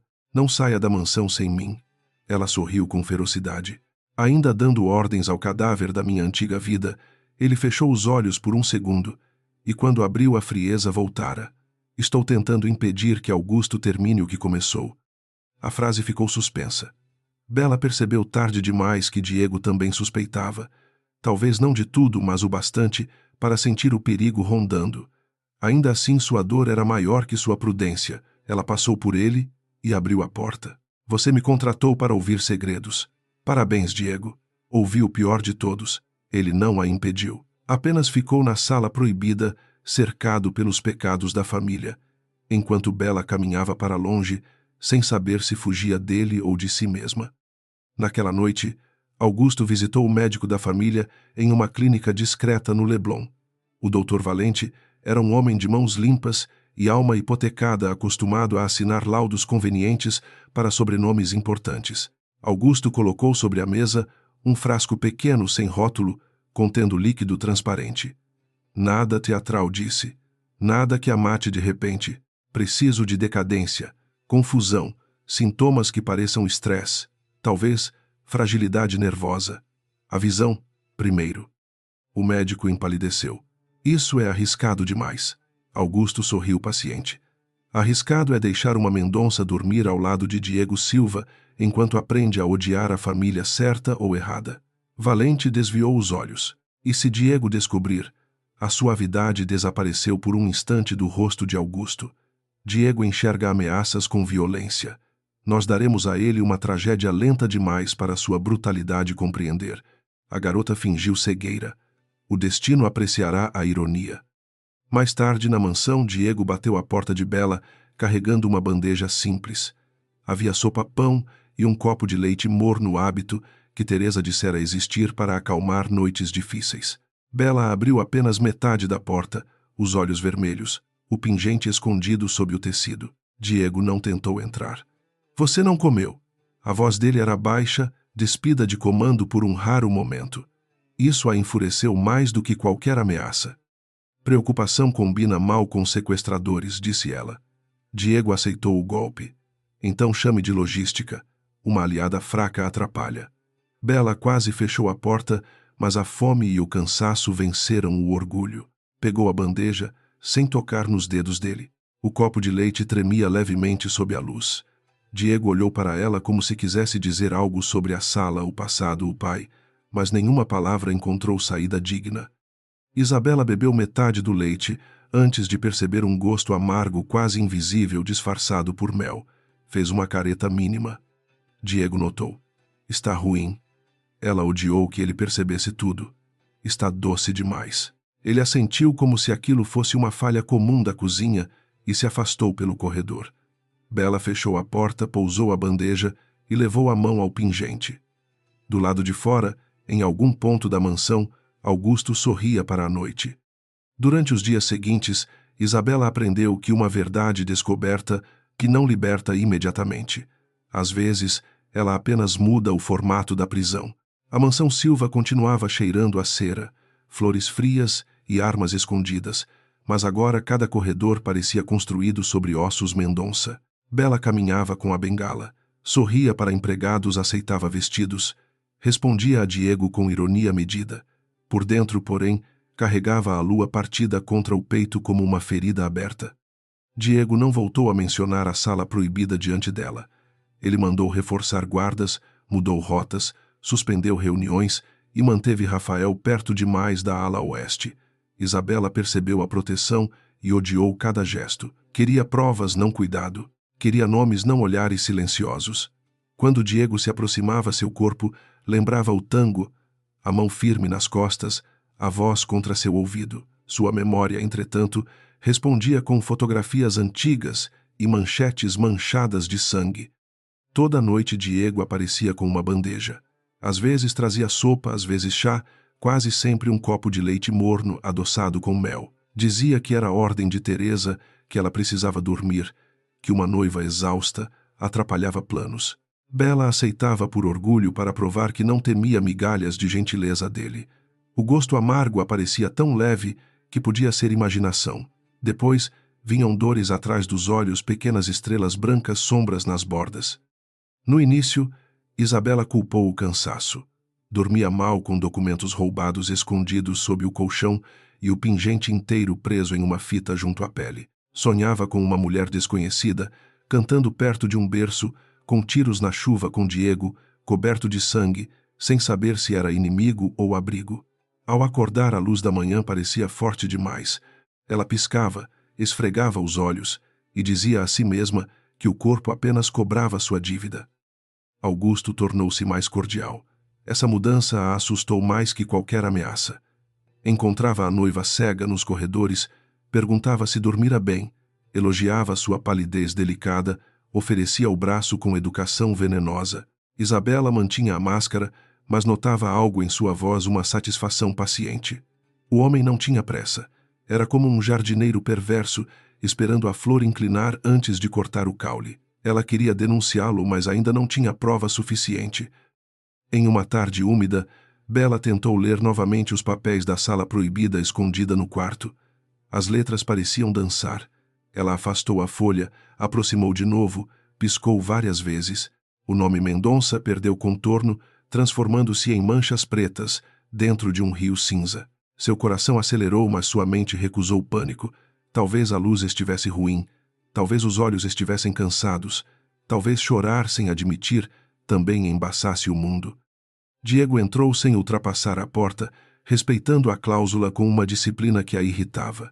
Viu os papéis espalhados, os dedos dela apertando a folha, a tensão nos ombros. Não perguntou como ela conseguira tirá-los da sala.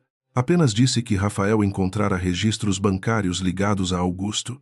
Bela ergueu o rosto depressa demais e viu o contorno dele duplicado por um segundo. Um Diego de carne e outro de sombra. Ela fechou os olhos. Ele notou. Claro que notou. Deu um passo, depois parou, como se a própria preocupação fosse território proibido. O que foi? A pergunta saiu baixa. Bela abriu os olhos forçando um sorriso de desprezo. Sua presença costuma causar náusea. Diego aceitou o golpe, mas não desviou o olhar. Mentir é seu talento. Mentir para mim quando está com medo é sua fraqueza. Ela dobrou os papéis com força. Não estou com medo de você. A frase ficou incompleta porque ela estava com medo de outra coisa. Medo de que o mundo que tantas vezes lhe negara abrigo estivesse começando a apagar também as próprias bordas. Diego não insistiu. Deixou sobre a cômoda um envelope com fotos de antigas minas de esmeralda e saiu sem tocar nela. Bela esperou os passos desaparecerem para abrir uma das imagens. Viu apenas cores quebradas, verdes, sem forma, rostos sem nitidez, passado dissolvido. Naquela noite fingiu dormir quando Diego trouxe a bandeja. Ele permaneceu do outro lado da porta por algum tempo, talvez ouvindo sua respiração, talvez lutando contra a vontade de entrar. Bela viu pela fresta a sombra dele alongada no corredor. O copo de leite ficou sobre a mesa até esfriar. Ela prometeu não beber. Depois a dor de cabeça veio tão forte que suas mãos tremeram e o sono pareceu a única maneira de sobreviver ao próprio crânio. Bebeu metade odiando-se. O amargo voltou mais claro dessa vez, mas desapareceu antes que ela pudesse acusar qualquer coisa. Horas depois acordou com a sensação de que alguém cobrira seus olhos com véus molhados. O quarto existia em blocos confusos. A cadeira era uma mancha escura, a janela um quadrado leitoso, a própria mão um fantasma próximo. Isabela caiu de joelhos junto à cama e mordeu a palma para não gritar. Na manhã seguinte, Teresa encontrou a pálida sentada diante da penteadeira, fingindo arrumar os cabelos. A criada perguntou se deveria chamar o doutor Valente. O nome atravessou Bela como gelo. Ela recusou depressa. Valente aparecera em documentos de doações feitas por empresas de Augusto. Uma coincidência talvez, mas naquela casa a coincidência era apenas crime sem assinatura. Teresa obedeceu preocupada e deixou um vestido branco que Bela não conseguiu distinguir do lençol sobre a cadeira. O jantar daquele dia reuniu poucos familiares, mas foi suficiente para que Bela percebesse a crueldade do destino. Todos falavam com ela como antes seguros de sua inutilidade. Desta vez, porém, quando Helena levantou uma taça diante de seu rosto, Bela não viu o cristal até sentir gotas frias em seus dedos. Disfarçou com uma risada leve, mas Diego virou a cabeça imediatamente. O olhar dele pesou sobre sua pele cheio de suspeita e algo pior. Após o jantar, ele a levou ao jardim interno. A chuva batia no teto de vidro, transformando o mundo em tambores líquidos. Diego segurou uma rosa vermelha diante dos olhos dela, perto demais, para uma mulher que enxergava. Que cor? Perguntou. Bela sentiu o perfume, a umidade, os espinhos próximos. Conhecia Diego o bastante para saber que a pergunta era teste. A cor do seu ego ferido respondeu. Ele não sorriu. Diego aproximou a rosa até que uma pétala tocasse os lábios dela. Você está escondendo algo. Bela arrancou a flor de sua mão e deixou que um espinho ferisse seu dedo. A dor pequena ajudou a manter a voz firme. Todos nesta casa escondem. Por que eu seria a exceção? Ele segurou sua mão, viu a gota de sangue e pressionou um lenço contra o corte. A delicadeza súbita quase a desarmou. Ela puxou os dedos. Na madrugada, Isabela tomou a decisão que vinha adiando. Fugiria antes que Augusto Diego ou o próprio Sangue Mendonça decidissem seu destino por ela. Precisava encontrar a avó, arrancar dela a verdade, procurar registros fora da mansão, talvez jornalistas, talvez promotores menos comprados. O mundo estava ficando borrado, mas ainda existia. Ela prendeu o pingente inteiro, sob a roupa, pegou alguns documentos, calçou sapatos baixos e esperou o trovão cobrir o som da fechadura. A tempestade castigava a mansão com violência tropical. Relâmpagos acendiam corredores por instantes, mas para Bela a luz chegava fraca, atrasada, como lembrança de outra pessoa. Ela caminhou pela parede sem bengala para não denunciar a fuga. 2 vezes confundiu distância e esbarrou em móveis. Na terceira derrubou um vaso pequeno segurando o grito quando a cerâmica se partiu. Nenhum guarda apareceu. Talvez a casa dormisse. Talvez o destino apenas preparasse o golpe maior. Chegou à escadaria principal respirando rápido. Os degraus desciam em curvas largas antes tão fáceis de memorizar. Agora pareciam se mover. Bella apoiou a mão no corrimão e deu o primeiro passo. O segundo veio curto demais. O terceiro não existia onde deveria. Seu pé encontrou vazio e ela caiu de lado batendo o ombro, o joelho, a cabeça, contra o mármore frio. Os documentos se espalharam como pássaros mortos sob a luz dos relâmpagos. A dor a deixou sem ar. Bella tentou se levantar, mas o salão girava em sombras indistintas. Ela ouviu passos correndo no andar superior, vozes alarmadas, uma ordem de Diego cortando todas as outras. Seu corpo traidor e exausto tremia. Ainda assim, sua primeira reação foi procurar os papéis. Tateou o chão, dedos raspando mármore, molhado pela chuva que entrava por uma janela aberta. Encontrou o pingente preso ao pescoço e agarrou-se a ele. Diego apareceu no topo da escada como uma figura arrancada da tempestade. Desceu rápido sem perder controle e ajoelhou-se diante dela. Quando viu os documentos, a bolsa, os sapatos, entendeu fuga antes de entender ferimento. O medo em seu rosto virou fúria tão depressa que Bella quase sentiu o calor. Você ia embora. A voz dele não perguntou. Acusou. Ela tentou focalizar seu rosto, mas havia apenas uma mancha escura sobre outra. Ele segurou seus ombros e a ergueu com força demais. Não para machucar, mas porque a raiva dele sempre esquecia o tamanho do próprio corpo. Depois de tudo ainda, usa essa peça para escapar. Bella piscou tentando encontrar seus olhos. Nada. Só vultos quebrados, relâmpagos, sem forma, a respiração dele perto. O pânico subiu como água negra. Diego, solta. Ela odiou a súplica na própria voz. Odiou mais ainda não saber onde estava seu rosto. Diego ouviu fragilidade e interpretou manipulação. Esse foi o pecado que o destruiria por dentro. Olhe para mim, Isabela. Ele segurou seu queixo, repetindo o gesto da primeira noite, mas agora suas mãos tremiam. Você quer que eu acredite que a grande atriz da maré virou vítima bem na hora de fugir? O trovão respondeu antes dela. Bella tentou firmar as pupilas nele, tentou devolver desafio, ódio, qualquer coisa conhecida. Não encontrou luz suficiente. Então ele gritou, e o grito pareceu nascer do medo, não da crueldade. Já terminou de atuar, Isabela. Quantas vezes pretende usar esse truque barato para me enganar?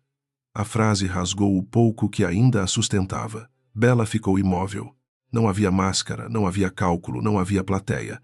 Apenas chuva, dor, dedos frios e um vazio crescendo atrás dos olhos.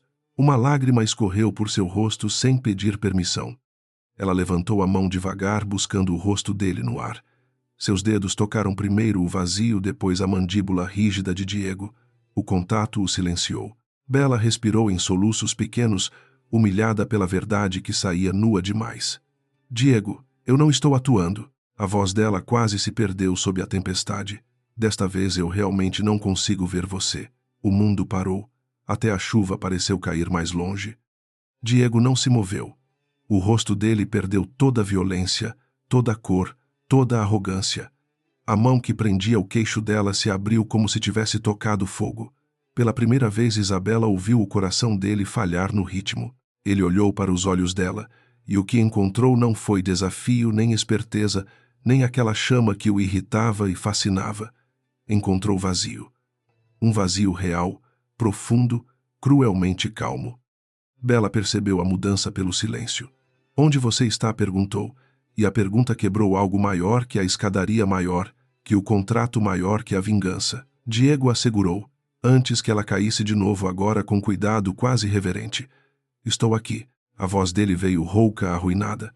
Estou bem aqui. Ela riu uma vez sem alegria, agarrando a camisa dele. Não. Você virou sombra. Tudo virou sombra. Rafael surgiu com Murilo e Teresa, mas Diego não permitiu que ninguém a tocasse. Levantou Bella nos braços, como se carregasse uma rainha ferida e um crime recém-descoberto. Ordenou que chamassem médicos, bloqueassem saídas, trancassem a cozinha e trouxessem tudo que ela comera ou bebera nos últimos dias. Sua mente, enfim, conectava pontos que a arrogância recusara ver. O leite, valente. Augusto. O gosto amargo. O destino não fazia piadas sem cúmplices. No quarto dela, Diego deitou Bella sobre a cama. e ficou ao lado encharcado de chuva, sangue dela e culpa própria. Teresa chorava em silêncio perto da porta. Bela tremia, os olhos abertos para um teto que já não distinguia. Eu disse que não era sua, murmurou. Diego fechou os punhos e a voz dele saiu tão baixa que parecia juramento feito diante de túmulo. Agora sou eu que pertenço à sua escuridão. Quando o doutor Valente chegou, Diego estava sentado na poltrona imóvel demais para ser humano. O médico tentou parecer preocupado, mas Bela ouviu o tropeço em sua respiração. Diego também ouviu. A mansão inteira pareceu encolher em torno daquele som. Examine, a ordenou ele. Valente abriu a maleta com dedos incertos. Isabela virou o rosto para a voz do médico e, pela primeira vez, desde que fingira ser cega, desejou desesperadamente que tudo ainda fosse teatro. Valente examinou seus olhos sob a luz de uma pequena lanterna. Bela viu apenas uma claridade leitosa, sem contorno, sem mundo. O médico falou em inflamação, estresse, reação nervosa, palavras frágeis demais para a tragédia sobre a cama. Diego levantou-se. Minta de novo, e eu arranco a verdade da sua garganta. O médico engoliu seco. Fora do quarto, um trovão explodiu sobre o mar. Dentro dele, o antigo Diego Silva morreu em silêncio. Isabela ouviu o medo do médico crescer. Ouviu Rafael fechar a porta. Ouviu Murilo destravar a arma. Não precisou ver para entender que o inferno havia mudado de dono. Diego aproximou-se da cama e tocou sua mão com uma ternura que doía mais que brutalidade. Bela, eu vou descobrir quem fez isso. Ela fechou os dedos nos dele, perdida entre ódio e necessidade. Descubra primeiro quem matou minha luz. Diego beijou sua mão e sua voz virou lâmina. Eu vou. Valente começou a confessar antes que Diego levantasse a voz pela segunda vez. O médico parecia menor dentro do próprio terno, sentado diante da mesa do escritório, com Rafael atrás de si e Murilo perto da porta. Isabela permanecia no quarto sedada por remédios seguros, trazidos por uma especialista de fora, mas sua ausência pesava mais que qualquer presença. Diego segurava o copo de leite recolhido da bandeja, olhando para o líquido como se encarasse um assassino. Augusto me obrigou, disse Valente, e a palavra obrigou saiu covarde molhada de autopiedade. Diego não se moveu. Ninguém obriga um homem a envenenar uma mulher cega. O médico chorou, jurou que a dose era lenta, que talvez houvesse reversão, se descoberta cedo, que deveria apenas criar confusão nos nervos. Rafael fechou os olhos por um segundo.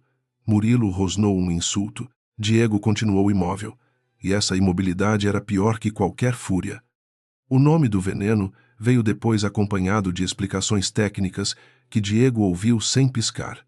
Uma mistura rara comprada por intermediários capaz de atacar o nervo óptico e simular uma degeneração súbita agravada por estresse. Valente entregou mensagens, contas, recibos falsos e o endereço de uma clínica onde Augusto guardava substâncias proibidas. A cada prova, o silêncio de Diego ficava mais pesado. Ele não gritava porque algo dentro dele já ultrapassara o grito.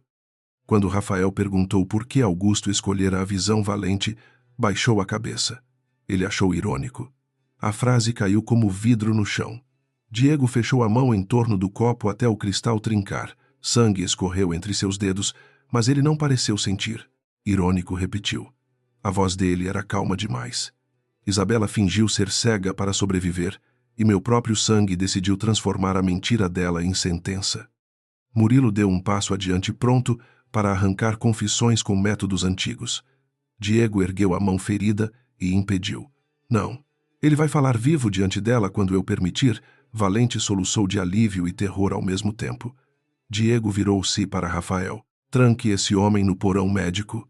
Ninguém entra, ninguém sai. Se Augusto souber que descobrimos metade do rio, desaparece antes do amanhecer. Rafael assentiu, entendendo que a guerra começara sem sirenes. A primeira ordem de Diego não foi matar, mas fechar portas.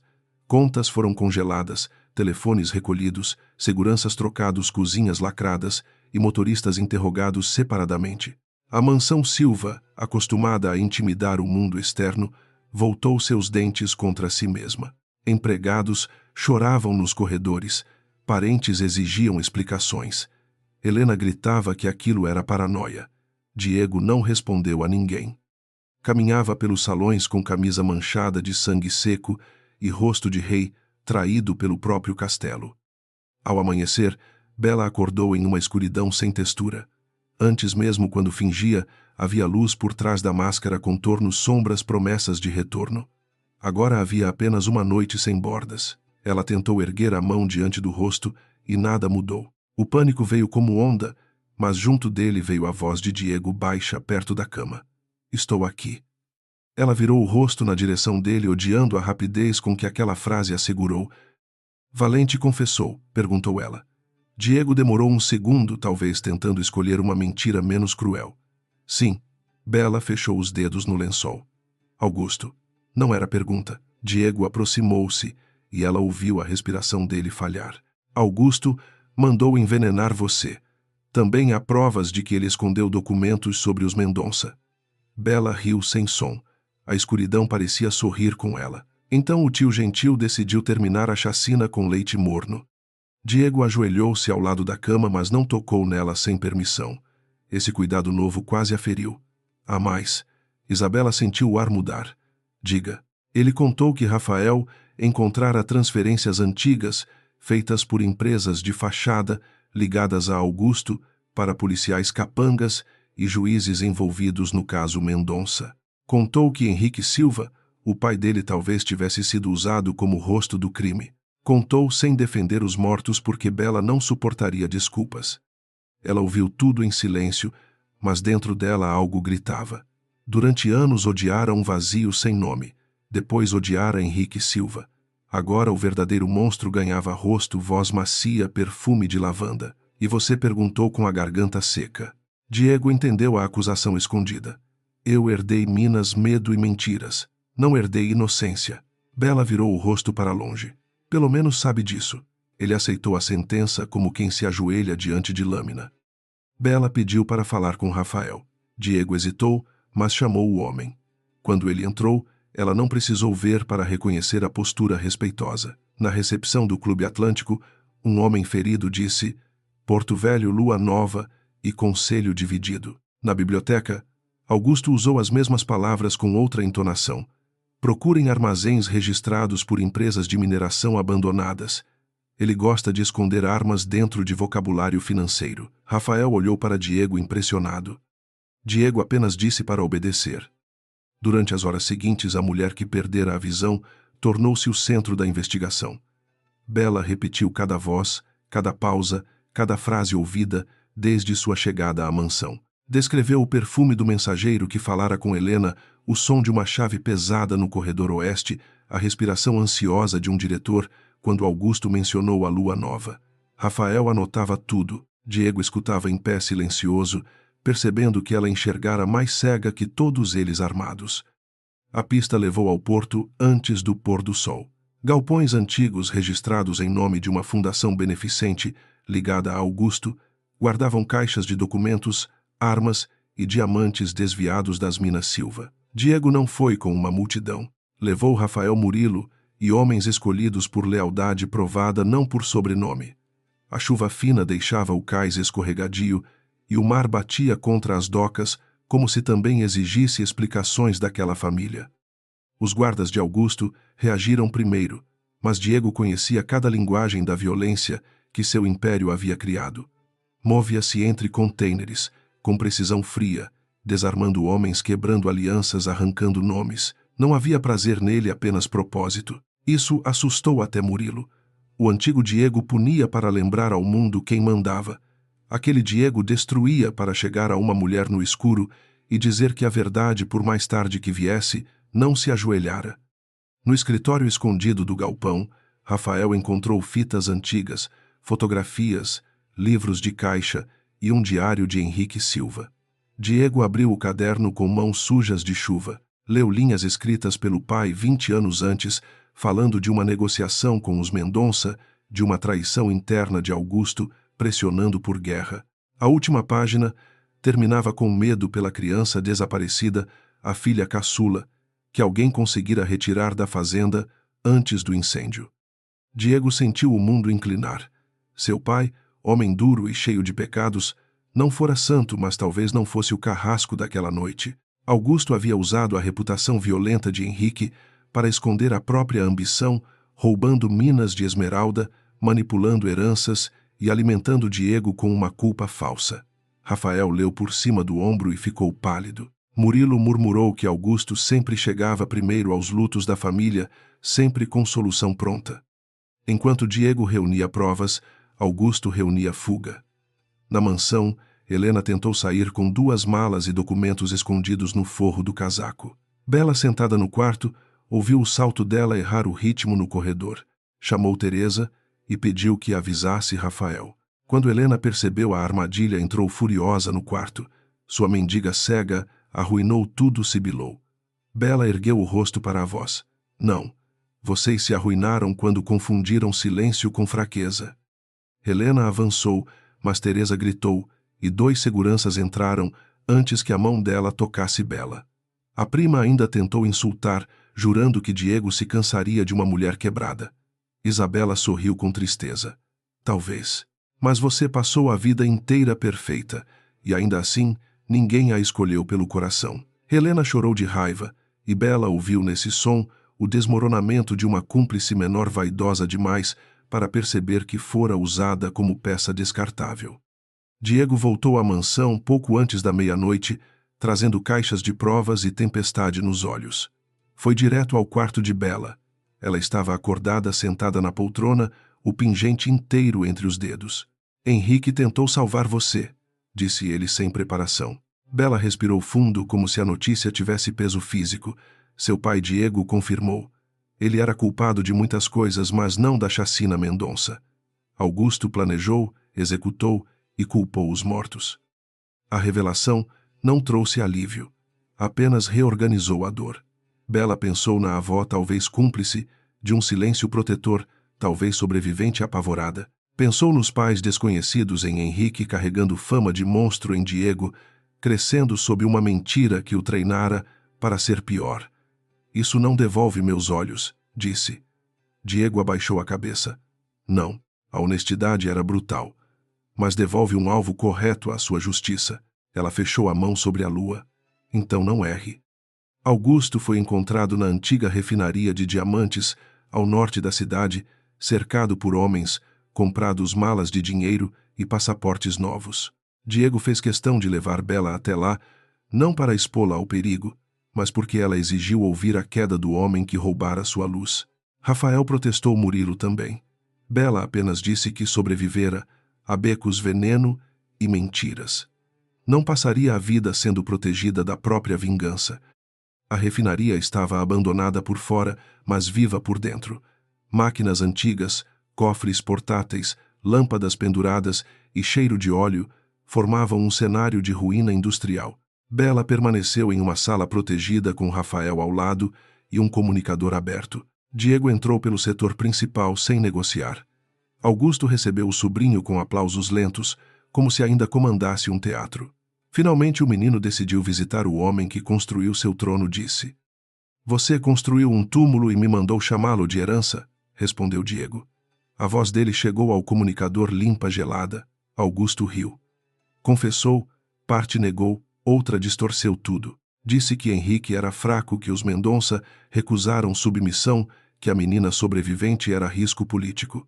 Quando mencionou Isabela como peça estragada, Diego perdeu a última camada de contenção. Bela ouviu o impacto de um corpo contra metal e fechou os olhos inúteis. Não o mate ainda, disse ela pelo comunicador, surpreendendo todos. Diego parou. Bela. Ela segurou o aparelho com força. Ele quer morrer como lenda da família. Faça pior. Deixe que fale grave, tudo entregue, cada prova. Tire dele o poder de transformar crime em mito. O silêncio que veio depois foi longo. Então Diego respirou fundo e a fúria dele mudou de forma. Pela primeira vez escolheu justiça antes de sangue imediato. Rafael ativou a gravação. Augusto, pressionado pelas provas, pela própria arrogância e pela certeza de que ainda poderia manipular a narrativa, falou demais. Admitiu ter ordenado a invasão da propriedade, Mendonça comprado laudos, usado o nome de Henrique, tomado minas e subornado autoridades. Admitiu ter escolhido o veneno por ironia. Cada palavra era pedra sobre o túmulo que cavava para si. Bela ouviu sem chorar. A cegueira ensinava um tipo terrível de concentração. Quando Augusto enfim percebeu que sua confissão estava registrada e transmitida para canais seguros de Rafael, tentou sacar uma arma escondida. Diego foi mais rápido. O disparo saiu, atingiu uma coluna e o eco sacudiu a refinaria. Em seguida, veio o som seco de luta curta. Augusto caiu, respirando com dificuldade, vivo, humilhado, cercado por homens que já não sabiam a quem obedecer. Diego aproximou-se e falou baixo. Você não merece a morte limpa que roubou deles. A Polícia Federal e promotores protegidos por Rafael chegaram antes do amanhecer, chamados com provas suficientes para impedir que a velha rede abafasse tudo. Alguns agentes tremiam ao prender homens que por anos compraram juízes, campanhas e delegacias. Diego entregou cofres, listas de contas rotas de contrabando e nomes de aliados da própria família. Murilo o encarou como se visse um terremoto. O Império Silva começava a desabar pelas mãos de seu rei. Na saída da refinaria, Bela ouviu Augusto sendo levado.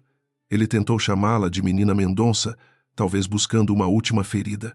Ela virou o rosto para a direção dele. Meu nome é Isabela. Você não tem mais direito sobre meus mortos. Augusto riu, mas o som saiu quebrado. A porta do camburão fechou-se com estrondo, e naquela batida Bela ouviu algo parecido com justiça incompleta, tardia, incapaz de devolver luz, mas real. Diego aproximou-se sem tocá-la. Acabou. Bela respirou o ar frio da madrugada.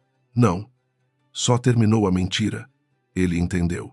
Havia bens a entregar, crimes, a confessar vítimas, a indenizar uma avó, a confrontar uma vida inteira de trevas a aprender.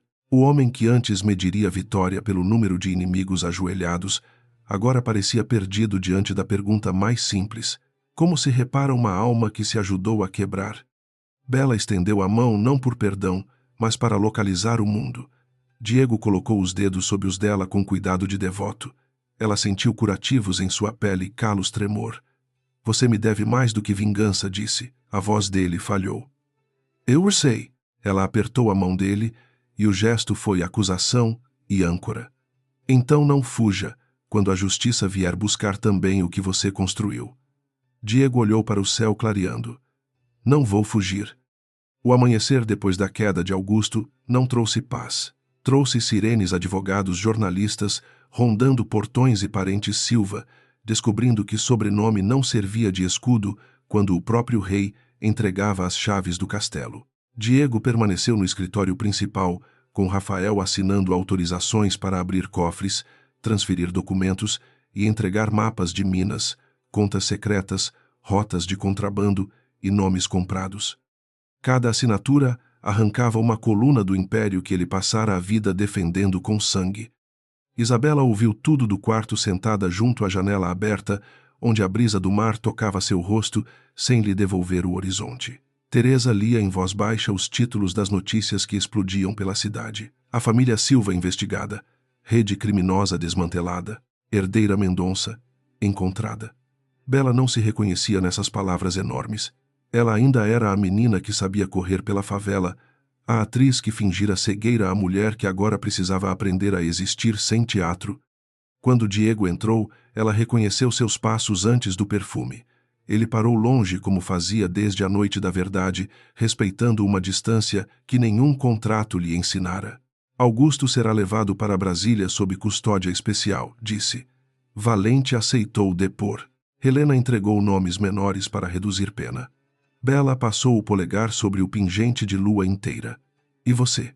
A pergunta era simples, mas Diego respirou como se ela tivesse colocado uma arma entre suas costelas. Vou entregar as minas de diamante usadas para lavar dinheiro, as empresas de fachada e as propriedades compradas com sangue. Mendonça, respondeu ele. A parte limpa será usada para indenizar famílias atingidas por nós. Bela virou o rosto para a voz dele. Por nós. Diego não fugiu. Por mim também. Eu posso dizer que herdei mentiras, mas continuei usando a máquina. O silêncio dela não perdoava, mas também não destruía. Apenas exigia que ele continuasse de pé. Nos dias seguintes, Diego compareceu a audiências, depoimentos e reuniões com promotores que antes jamais ousariam chamá-lo pelo nome sem título. Muitos esperavam encontrar um monstro arrogante, tentando negociar privilégios. Encontraram um homem exausto, vestido sem ostentação, oferecendo provas contra aliados e contra si mesmo. Rafael permaneceu ao lado dele, não como cúmplice, mas como testemunha da demolição. Murilo, pela primeira vez, carregava apenas armas. Carregava caixas de documentos. Bela foi levada à casa da avó, sob escolta discreta. A velha Amália chorou antes mesmo de tocar o rosto da neta. Por anos guardara o segredo Mendonça, por medo de que os assassinos encontrassem a criança sobrevivente. Contou sobre a noite da chacina sobre Henrique Silva, tentando tirar o bebê pelos fundos da fazenda sobre Augusto, chegando depois com um homem sem rosto e fogo nas mãos. Bela ouviu sem interromper, porque algumas verdades precisam sangrar inteiras antes de fechar. A raiva contra Amália veio feroz e inevitável. Bela perguntou por que crescera, sem saber o nome dos pais, por que carregara dívidas, fome e humilhação, enquanto sua história dormia enterrada. A avó respondeu que pobre não escolhe esconderijo bonito, apenas o menos mortal. Não pediu perdão como quem exige absolvição. Apenas segurou as mãos da neta e chorou nelas. Bela demorou a apertar de volta. Quando apertou, não foi perdão completo, mas começo. Os médicos confirmaram o que Diego temia. O veneno destruíra o nervo óptico de modo quase irreversível. Havia tratamentos para conter dor, adaptar o corpo, preservar pequenos reflexos de luz em alguns dias, mas não havia promessa honesta de visão restaurada. Diego ouviu o laudo em silêncio, porém Bela sentiu a culpa dele respirar no quarto como animal ferido. Não faça da minha cegueira um altar para sua autopunição, disse ela. Eu não preciso de outro cárcere. Ele entendeu mal no início, porque homens como Diego confundiam amor com dívida e proteção com posse. Quis comprar os melhores especialistas, adaptar mansões, cercar cada passo dela de segurança. Bela recusou quase tudo. Aceitou professora de mobilidade, livros em braille, terapia bengala adequada e uma casa temporária sem escadarias. Recusou grades criadas em excesso e a voz dele decidindo por ela. Perdi a visão, dizia. Não perdi a vontade. A primeira vez que saiu sozinha ao jardim, Diego ficou parado na porta pálido de medo. Bela sabia sem ver.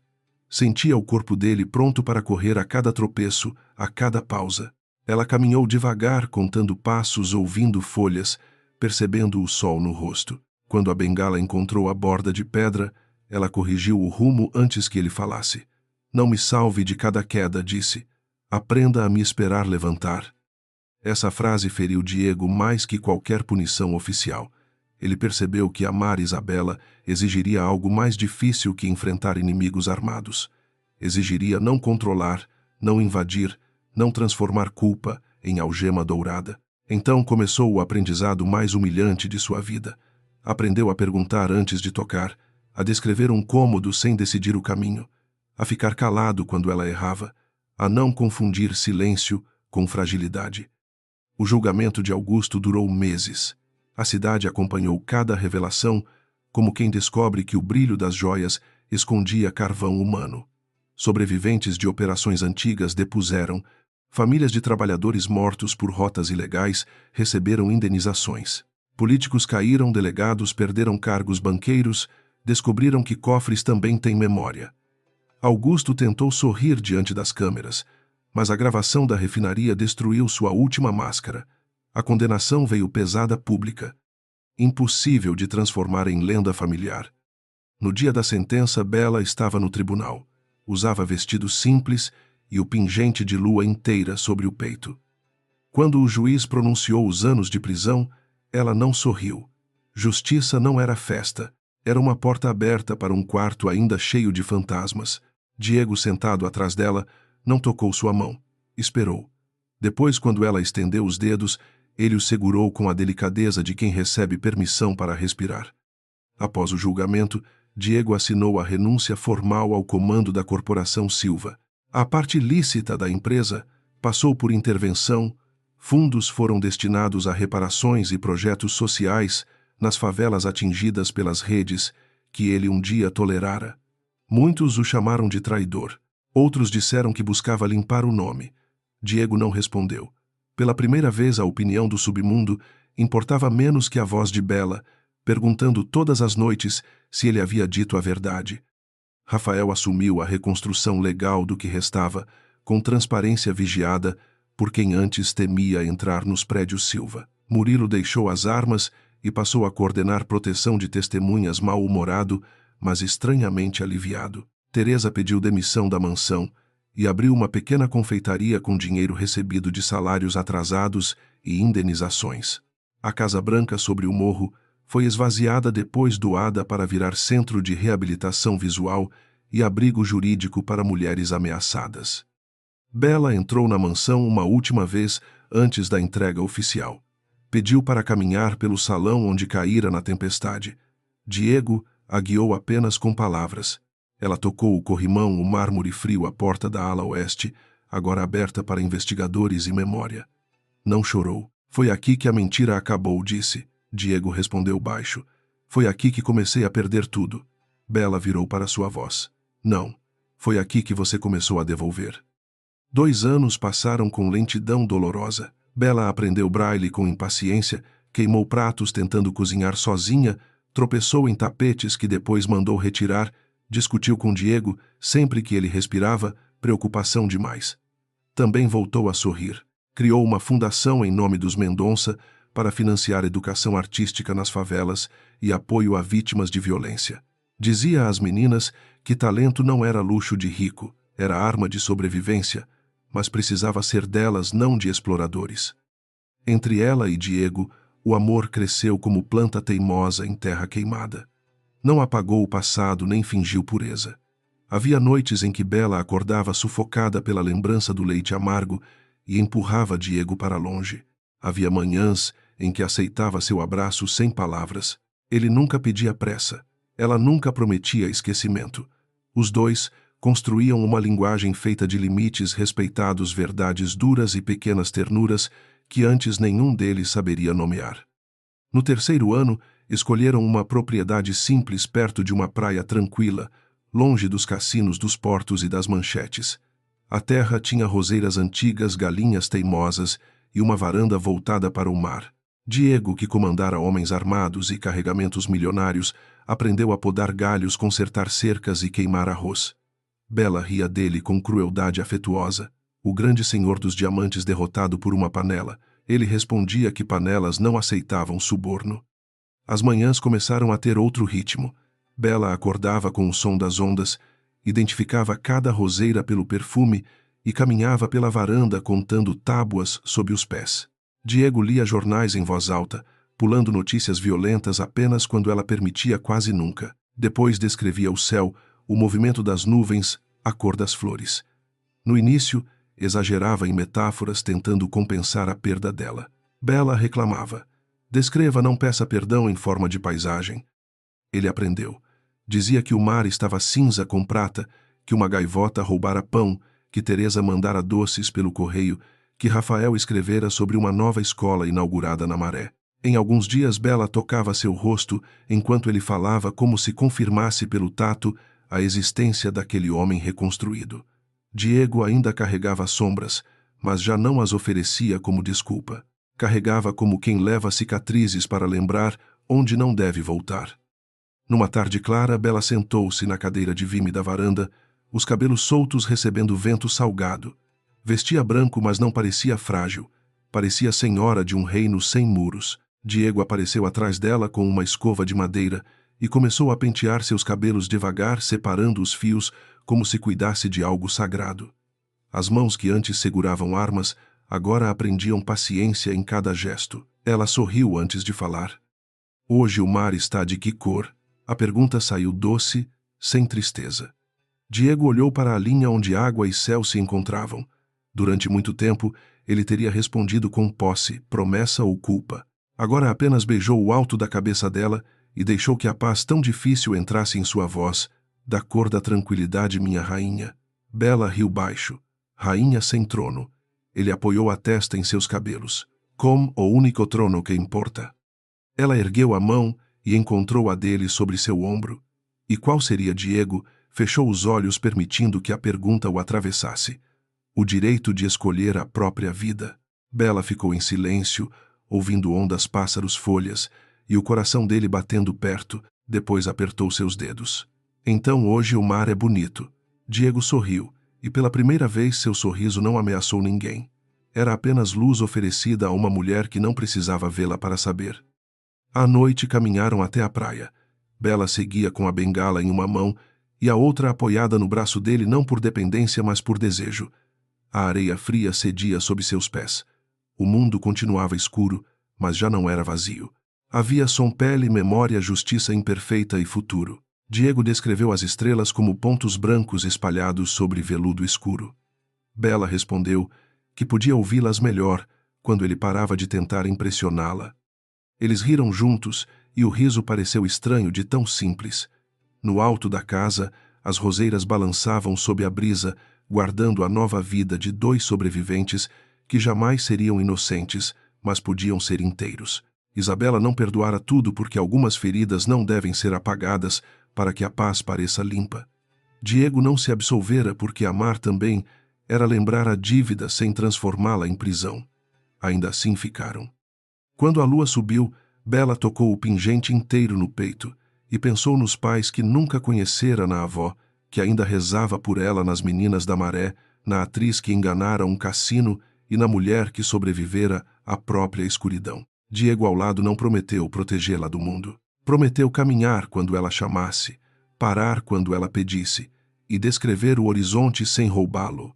Pela primeira vez isso bastou.